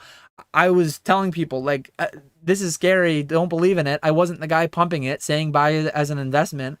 But yeah, that's where that all comes from. Cubonus Metal says, I do 4 cards per minute roughly with my Epson scanner, roughly 30 seconds for 4 card fronts, at one time, and another 30 for the backs. If I could do 4 cards per minute, I mean, that's twice as fast as what I'm doing now, 2 per minute with photos. I'll have to look into that, because maybe I'll move to it. I actually have a scanner. I think it's under my desk somewhere. Yeah, it's right here. I feel my scanner right here. It's not like where it's accessible. I can't open the lid to put stuff on it, but I do have it nearby in case I ever decide. It's on my list of like to-dos to look back and do it at some point. Because again, as a consumer, I actually like photos over scans, but from the professional angle, you go to an eBay and you see that they're all using scans. I think that's great. PSA though, as I said, PSA adding the option to just have all cards scanned by default, and then if they ever added the option to just download all, that would be amazing. Please, PSA. I'm gonna have to like send them an email to their, I don't even know if they take requests, take suggestions. Add that to their suggestion box.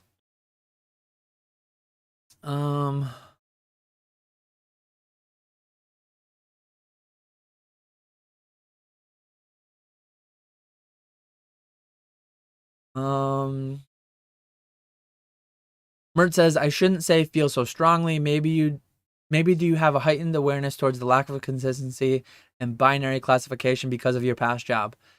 Yeah, and then honestly, like I've mentioned it many, many times, and I'll continue to mention it. What PSA did to a friend, Professor Oak Cali. Go to Professor Oak Cali on Instagram and scroll back and look for a Nidoking. Look for a Shadowless Nidoking that's a PSA 10. It's an 8 at best. It's probably a 7. It's a PSA 7. Print lines, whitening, tons of stuff. Over $1,000 card. They told him the head grader reviewed that card and made it a 10. Disgusting. So on top of the fact that I don't care about condition rarity, on top of the fact that I'm an engineer and precision matters to me, and they don't have it, and then they just fraudulently lie and scam, like that. They scam that person. Not only, like, scam isn't even a big enough word. Fraud. The financial guarantee is fraud, and that's disgusting. And they don't have their consumers' best interest in mind, which is fine. Like, as a business, it's fine to have money first, but not when you cross into actual crime. Like, I'm going to say, in my opinion, to be safe, I'm not a lawyer, so I can't really classify it as such, but I would think that what they do with the financial guarantee is actual criminal fraud. So I'm very soured on grading as a whole because of things like that. I cannot take the moral high ground. I cannot opt to not utilize them, because of what they do for my business. And so many people, like, look at this card. So many people interact with the hobby in a way. I have $50. I would rather have this card. I don't care what it's going to be worth in the future. Like, look at this canvas. Again, this canvas, I paid $40 plus tax. This was not a purchase for resale. When I buy on Pokemon Center, I pay tax. When I buy on any website and I'm buying a personal collection item that I'm never going to resell, I pay sales tax. I paid almost $50 for that. And the value is $0 now. Same as this shirt. I paid $25. The value is $0 now. And that's fine. If people are buying this, if people are buying low pop cards, not caring about the future value, that's all fine. But these companies, these sales platforms, they all push the investment potential. They push. I don't like any of that. I don't like any of that. And it's scary because of the context, the greater context in all that's going on. So turning into a rant, the questions are leading me there. I apologize. Looks like there's going to be a big meetup with members of the chat or at Orlando Collecticon. That should be fun.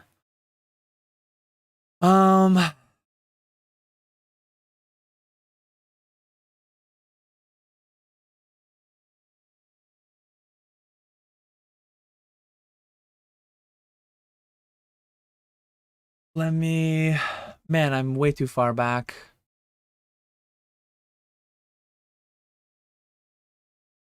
I'm going to try to get caught up. We have 30 minutes left of this live stream. We got 95 people watching. That's pretty solid. Buy 10s, crack them, put them in a binder. A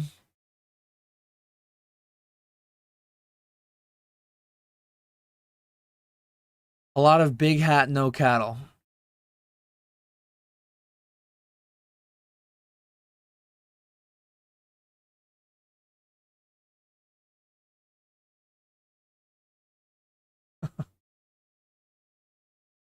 Today I'm taking it easy. I'm just drinking an Arnold Palmer. That's how far behind we are. It's only like 10 minutes. That's not that bad. I'm going to try to get caught up.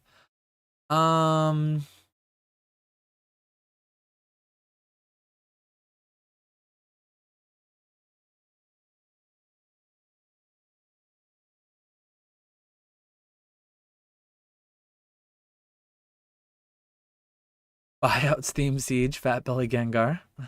Nice to see you got a channel going, and I saw your stream.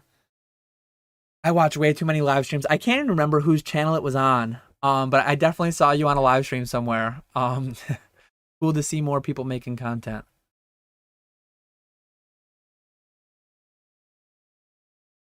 Basic's got his own beef going on.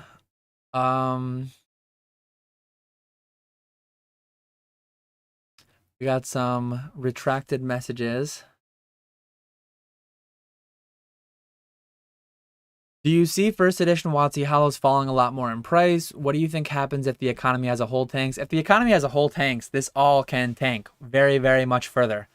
We are not even back on many things. On most things, we're not back to 2019 prices. If and when we go into a major global depression, things can go down a ton, like a ton. That's why I would rather be the guy like cautioning future value.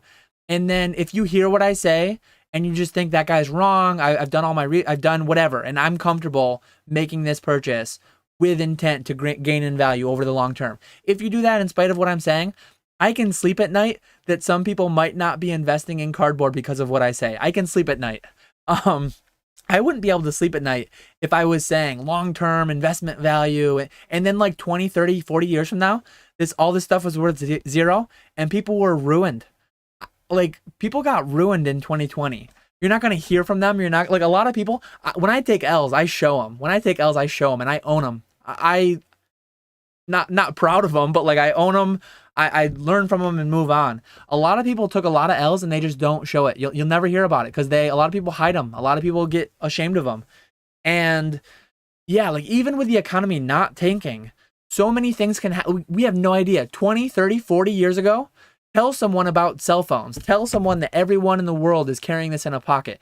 Tell someone that 100 people, while they're at work on a Thursday afternoon, are watching a live stream of a guy that's selling Pokemon cards full time. Like, you don't know how society as a whole will change over the next decades. all this stuff could go away. Like it could just fall out of favor. And I mean, not entirely Pokemon is a huge brand. I don't think that's going to happen, but it could. Like anything can happen. It's crazy. So for people to say, oh, the bottom's definitely in. Do I think the bottom might be in on some of the better cards, PSA 9, PSA 10, WotC Hollows? Potentially. Do I think many all-time highs were booked in 2020 though? Yes, even on some PSA 10, WotC first edition stuff. Hollows even on some mid-era low pop PSA 10s. Like I just don't have the long-term bullishness from an investment perspective on this that a lot of people do. And that's fine, and I could be wrong. Like I'm doing business in this. I have bullishness on my ability to just interact in the hobby I love. And I say all this, and some people think like, oh, you're so negative. Like, why do you do business in this if you hate the hobby? I don't hate the hobby. I just get worried. Some of the valuations and some of the long-term hyper optimism of things can't go down and the floor is in and we can't go lower. I was in since 2014 and things were a lot lower then. I don't necessarily think we're going to revisit those prices, but I think things could go down a lot more from here. Absolutely. It's a very diverse market. Some will go up, some will go down. Like you mentioned, first edition WotC Hollows. That's still a fairly broad thing. There's a big difference between PSA 10, PSA 9, PSA 8, PSA 7. There's a big difference between base set unlimited. Oh, you said first edition. So there's a big difference between first edition Team Rocket and first edition Neo Destiny, Neo Genesis. There's a big difference. Even in the fairly niche category you gave me, there's still a big difference. Let's see. Dan, did you see Hasbro's response today about killing their golden goose? I listened to the whole fireside chat. It wasn't surprising to me. I think a lot of people thought that they were owed some explanation as to this. Hasbro doesn't owe, like, this is going to be a very unpopular take, but Hasbro doesn't owe collectors any. That was for shareholders. They actually have a legal responsibility to disclose certain things and they have a fiduciary duty to some extent of like increasing their shareholders' worth.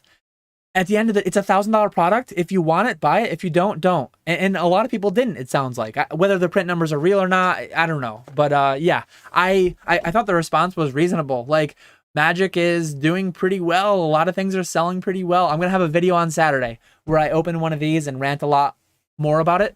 I don't want to talk about it for the last 20 minutes, so I'll just end it there. But they mentioned they're going to go big with Dungeons and Dragons. Yeah, I don't know.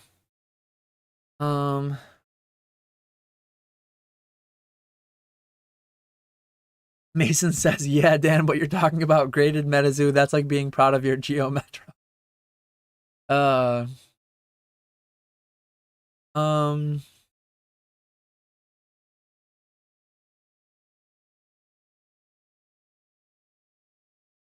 Without an oil change.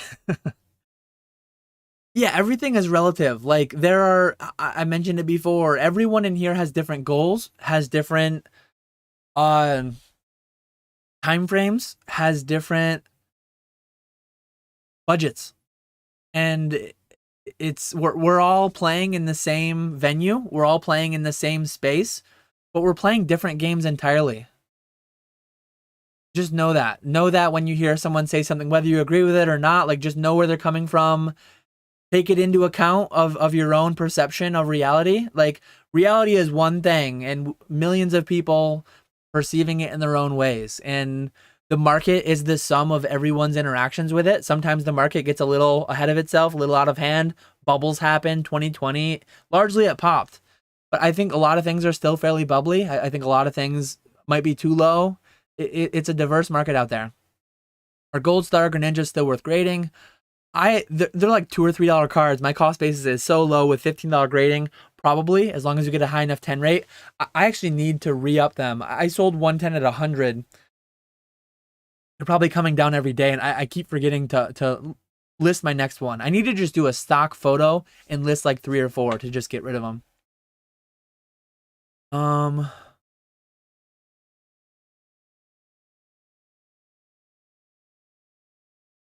John Robert, I don't care about having negative feedback anymore. I try to not get it, but like when you scale to a certain extent, I think some amount of negative feedback is inevitable.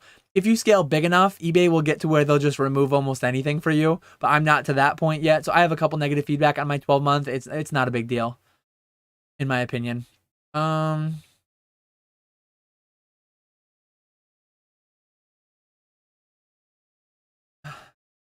Is it time to grade non-hollow modern commons yet? They would probably be low pop.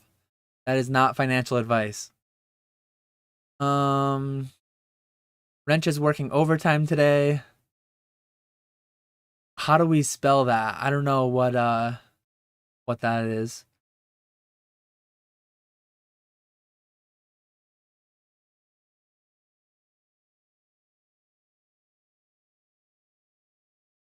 I think the floor on that Quaxley's $10. Zero, Dan? On the Quaxley shirt. At the peak of the argument, there was 120 watching. Give the people drama, Dan. Do a live debate once a month with you as the moderator. I was not moderating anything. Chat was just going off on its own. Yeah, I should have just pulled them both in Discord.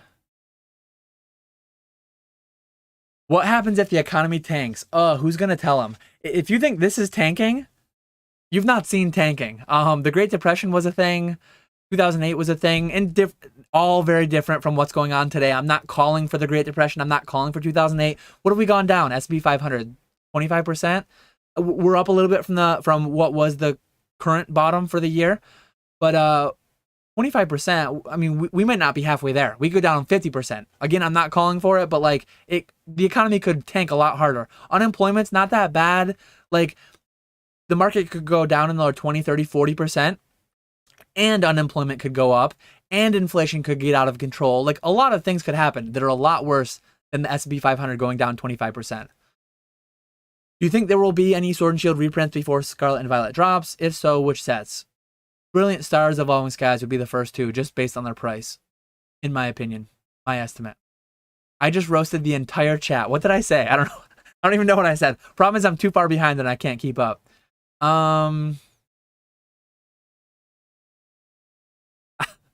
Wait, I can't keep up. I forget. Let me know what did I say?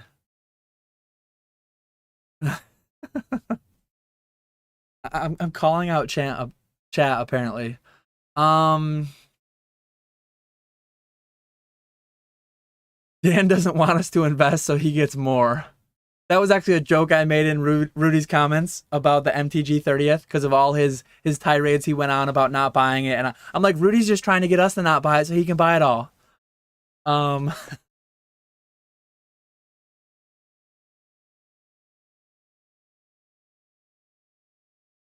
Oh, did I call? Basic says I called you guys weirdos again. I'm going to very soon open this Arceus V-Star. I intended to last time. It turned into Magic Rants. I intended to this time, and it's turning into chat rants. Do you list most of your personal collection to have it ready to sell at the price you want, or if the market shifts in an attractive direction to capitalize on a good price, or do you only list when you decide to sell? I have too much not listed. I've for the past couple years, I've had too much not listed.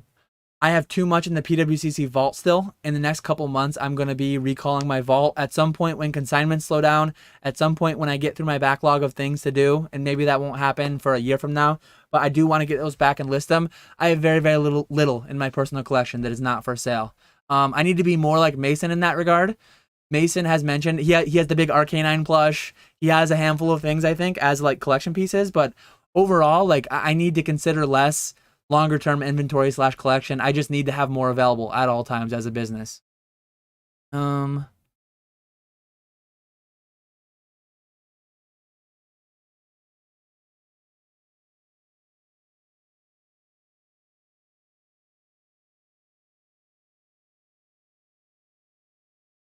you do a poll to see how many of us are here to make money as a goal within Pokemon? I can do a poll. So, here to make money Yes or no? I will put my answer as yes, because I'm a business, obviously. Oh, I can't vote in my own poll? That's a scam. Let me, I can't really put it on screen. I'll put it on screen at the end. Dan, if you don't end up making your own barbecue sauce, what barbecue sauce would you use for the rest of your life?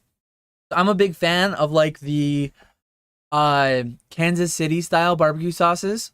They're like molasses and or brown sugar based, like a thicker dark brown sauce. You got the Carolina sauce, which is like a thin vinegary one.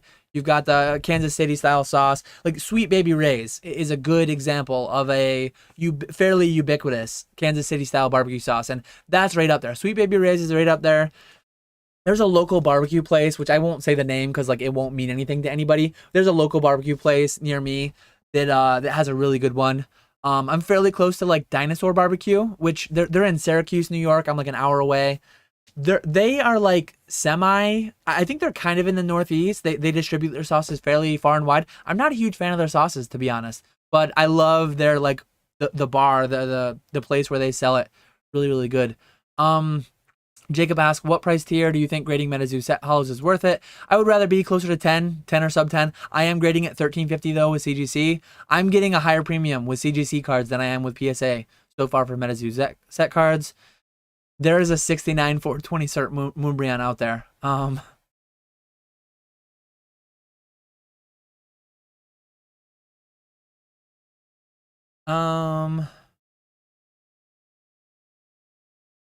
A depression is a mindset by PSA 10s, people. Mom, Dan's calling for a market crash again. I've seen a few collections when skimming Facebook Marketplace that are way out of my league. Do you appreciate leads on collection buys? I very much appreciate leads. I've actually bought some really big collections with leads through DMs. One thing that I don't like though, if it doesn't have a price, I'm generally not interested. Those people generally, if they don't have a price, if they're not asking some number, it's going to be harder to come to a sale. It's just, I don't want to spend 2 hours trying to come up with an offer. If I see a price 10K and I can look quick and I can see some value, I'll be way more prone to buy. And very, very infrequently have I had success buying collections that aren't priced. So I'm gonna catch up on chat. I'm gonna switch over to the other camera. I couldn't go to this camera for a while because the chat was just too violent and I couldn't. It's on screen here below me. In this view, so I couldn't have all the fireworks on screen. People are weird, and I have a cool boss, which is myself. Dan Catch 'em All Collectibles 2022. Oh man. Oh, that's right. I said there was 99 people here watching a live stream at work. Yeah. Did we already open a Proxy Lotus? No, I'm gonna open that probably tomorrow. I'm gonna record an opening tomorrow and post it Saturday. Keeping you distracted on the stair stepper. So 63% so far for anyone looking. 63% are here to make money and 37% are not. Given that this is like largely a Pokemon finance business channel, that's not overly surprising. If you ran that on Leonhardt's channel, if you ran that, I really like the box a lot. If you ran that on PokeRev's channel, I think the number would be drastically different. Oh wow, these cards are just completely loose. I don't have sleeves ready. I do have sleeves right here. Make money, but to buy more cards. So I love the feel. I just love the weight. I love the feel of these metallic cards. Same thing as in Celebrations. I really like those. This one seems a lot cleaner. This one cleaner than my Celebrations ones were. So I'm a big fan of the metal cards. Whether or not they grade them, I don't really care. I get the questions a lot. Will PSA ever start grading them again? I'm going to keep one of each metal card for my own collection because I enjoy them. They don't need to be graded for me. I appreciate them as they are.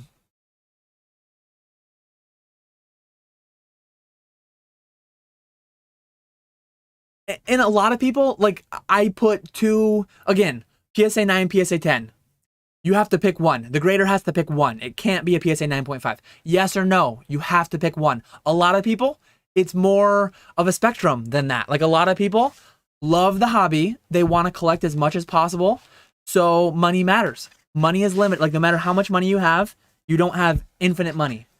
So money is limited. When I got back into the hobby in 2014, I allocated $5,000 towards the hobby. I didn't think that 8 years later I was going to be running a full-time business in Pokemon. Let's see the playmat. Like the Charizard UPC one, it's a little bit smaller than a standard playmat, which is a little weird. Maybe they're maybe inflation, invisible inflation, just making playmats smaller. But playmat's pretty cool. We got the metal cards that are pretty cool. Very in-depth descriptions of my review here. I don't know. I guess I can rip the packs. I don't know if I'll have time to rip them all, but I'll try to. Got a nice fancy little box here that has the dice and the V-Star marker and the metallic coin, which is cool.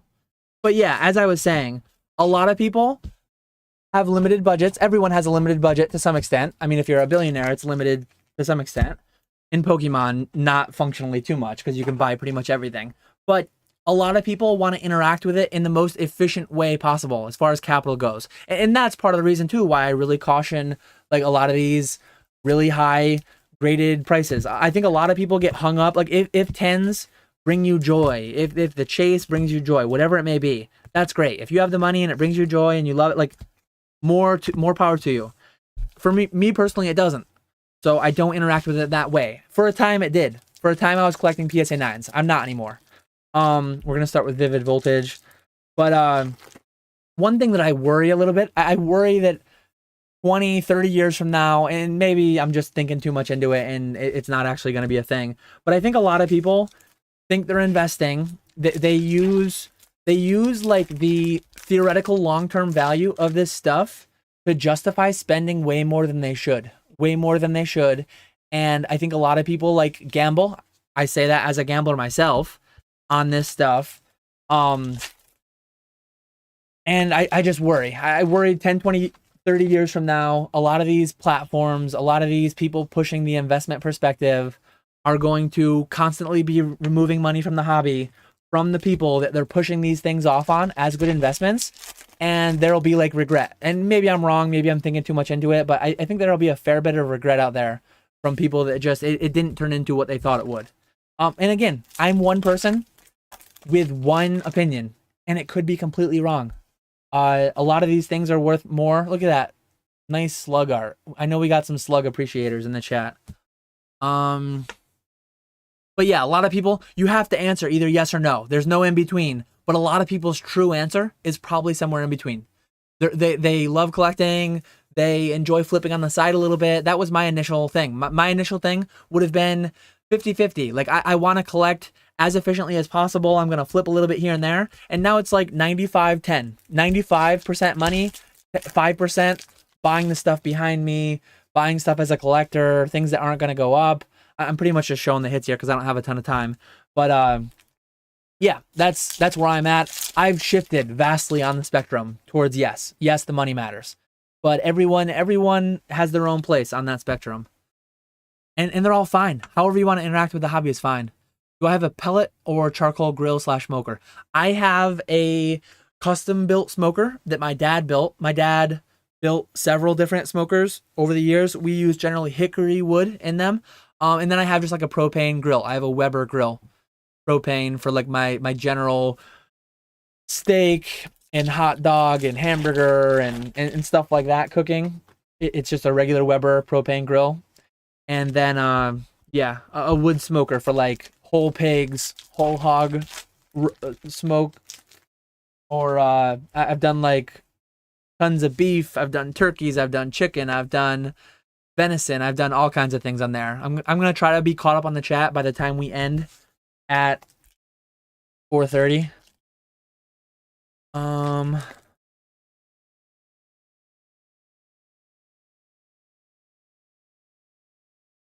Sweet Baby Ray's Emo also seems to like.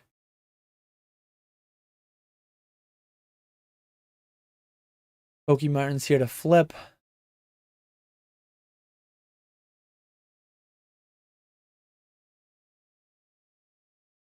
Oh man, I gotta try to get caught up. Let me just finish ripping these packs and then I'll spend 5 minutes catching up on chat. These Brilliant Stars packs are hard to rip. Luxray.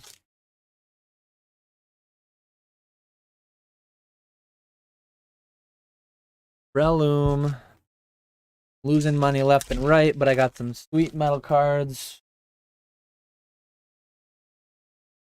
We got 2 Evolving Skies, 2 Moonbreon chances. I've still never pulled a Moonbreon. I think the chat might be wilding a little bit again. We got a Wishy-Washy from Evolving Skies. There's a big miss. Let's see if we can last pack magic it. Nope, we got a Lilligant. So I'm going to go back full screen just in case I have to censor anything from the chat if they're wilding again. If you make money, fine. If not, fine. Absolutely. I like that take. Negative into Pokemon, not here for the money. I'm a hoarder at this point. I had put net $5,000 in from day one of Pokemon 2014 to sometime in early 2020. I was $5,000 into Pokemon and thousands of hours. The first time I ever took money out was in 2020, and I took a lot of money out. 2020 was insane. I took a ton of money out, and I'm going to take money out. I'm full-time now. Obviously, by definition, I'm taking money out through the future. And that's changed my perspective on some of this.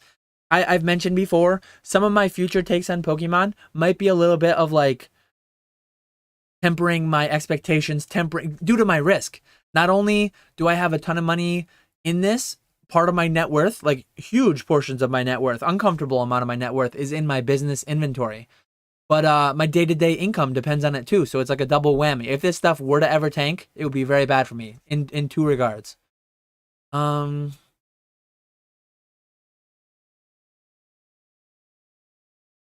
Retro is live tonight on his channel, so go check out Retrospects Live if you want some more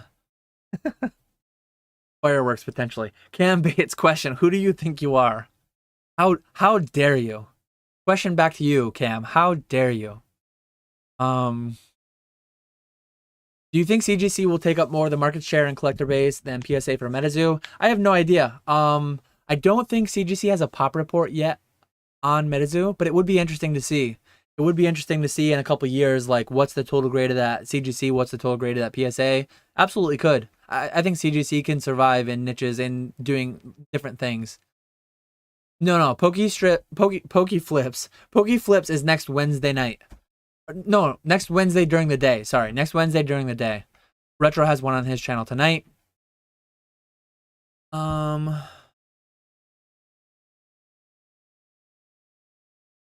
gonna end the poll there. It's 57% yes, 43% no. Fairly split, but again, yes, no. I forced you to use one of 2 buckets, just like PSA graders have to say 9 or 10, whereas a lot of times it's not that easy.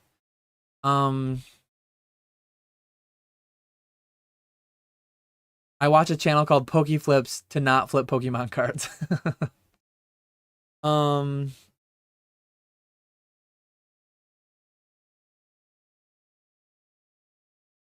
Collectors that don't sell need a channel called Poke Keeps. Maybe Mr. Walrus will be starting that channel. Yeah, shrinkflation. Hisoka had it. The playmats are indicative of the shrinkflation going on. Poke Holds podcast. Oh man. Yeah, Alex, if you like, feel free to forward someone to me. The $48,000 collection I bought, 23,000 Pokemon, 25,000 non-Pokemon, that was somebody reaching out to me who was referred to me from a Discord. I believe he said he was in the low popping Discord that the like consignment service low popping runs out of Europe somewhere. He was referred to me and many other PokeTuber businesses, and I was just the first one to reply and make the biggest offer, and that's how I bought it.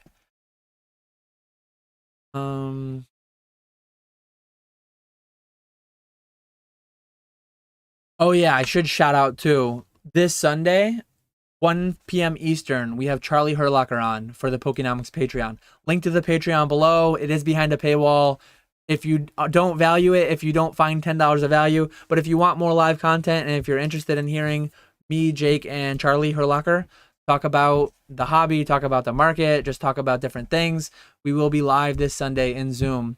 for the Patreon, and we have a Discord, and we have our backlog of content going back over a year, different spreadsheets we've made. Some people find value, part with $10 a month for it. Some don't. Either is fine. Just like anything. Just like this $1,000 magic product. Just like this $100 Pokemon box. Anything. $40 canvas. If you value it, it's there. If not, that's fine.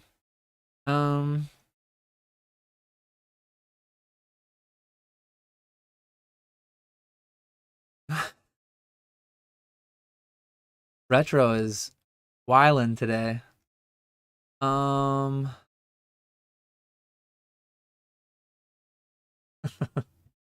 Retro needs a Snickers.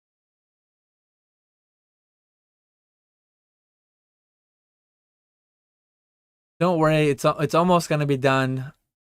4:30 just hit, so I'm gonna speed run to the bottom of the chat and wrap it up.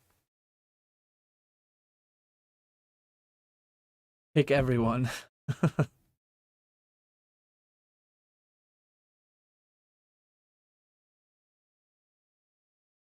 Ban the whole chat. I did buy, I think, 10 sets of the MetaZoo Christmas ornaments.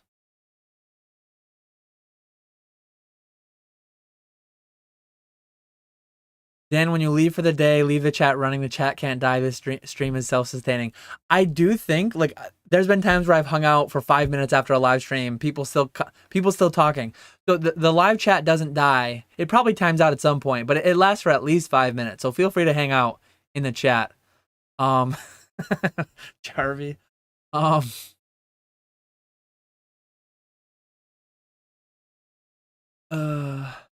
The Green Shiz does, he live streams the Heritage every Wednesday night, and I think he actively bids on some of those items, so he probably live streams. I watch a lot of his content, but sorry, Josh, I don't watch your Heritage live streams. I'll be tempted into buying stuff. How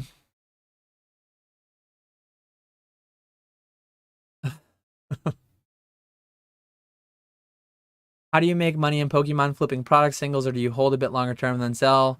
Little bit of both. Constant flipping, but constant flipping at such a scale that I can't keep up, and some of it accidentally ends up as like long-term holds because I'm a bit of a hoarder, and I was too. Imagine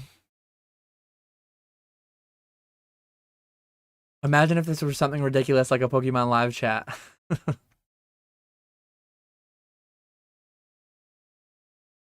No OT pay, so I've got to go. I appreciate everyone hanging out. It's 4:32. I've already given you 2 minutes of overtime. I forgot to show off consignments. I didn't have time for that. Check out my eBay. A lot of consignments there. I post them over on Instagram.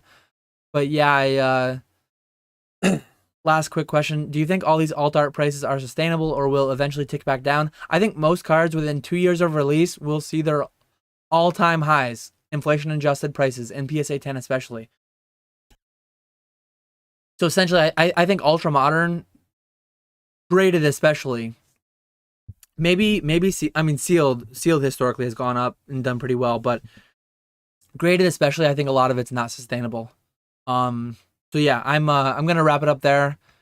It's been a fun stream. It's been pretty lively. 2 hours flew by, as it always does. I appreciate everyone hanging out. I will catch you all later.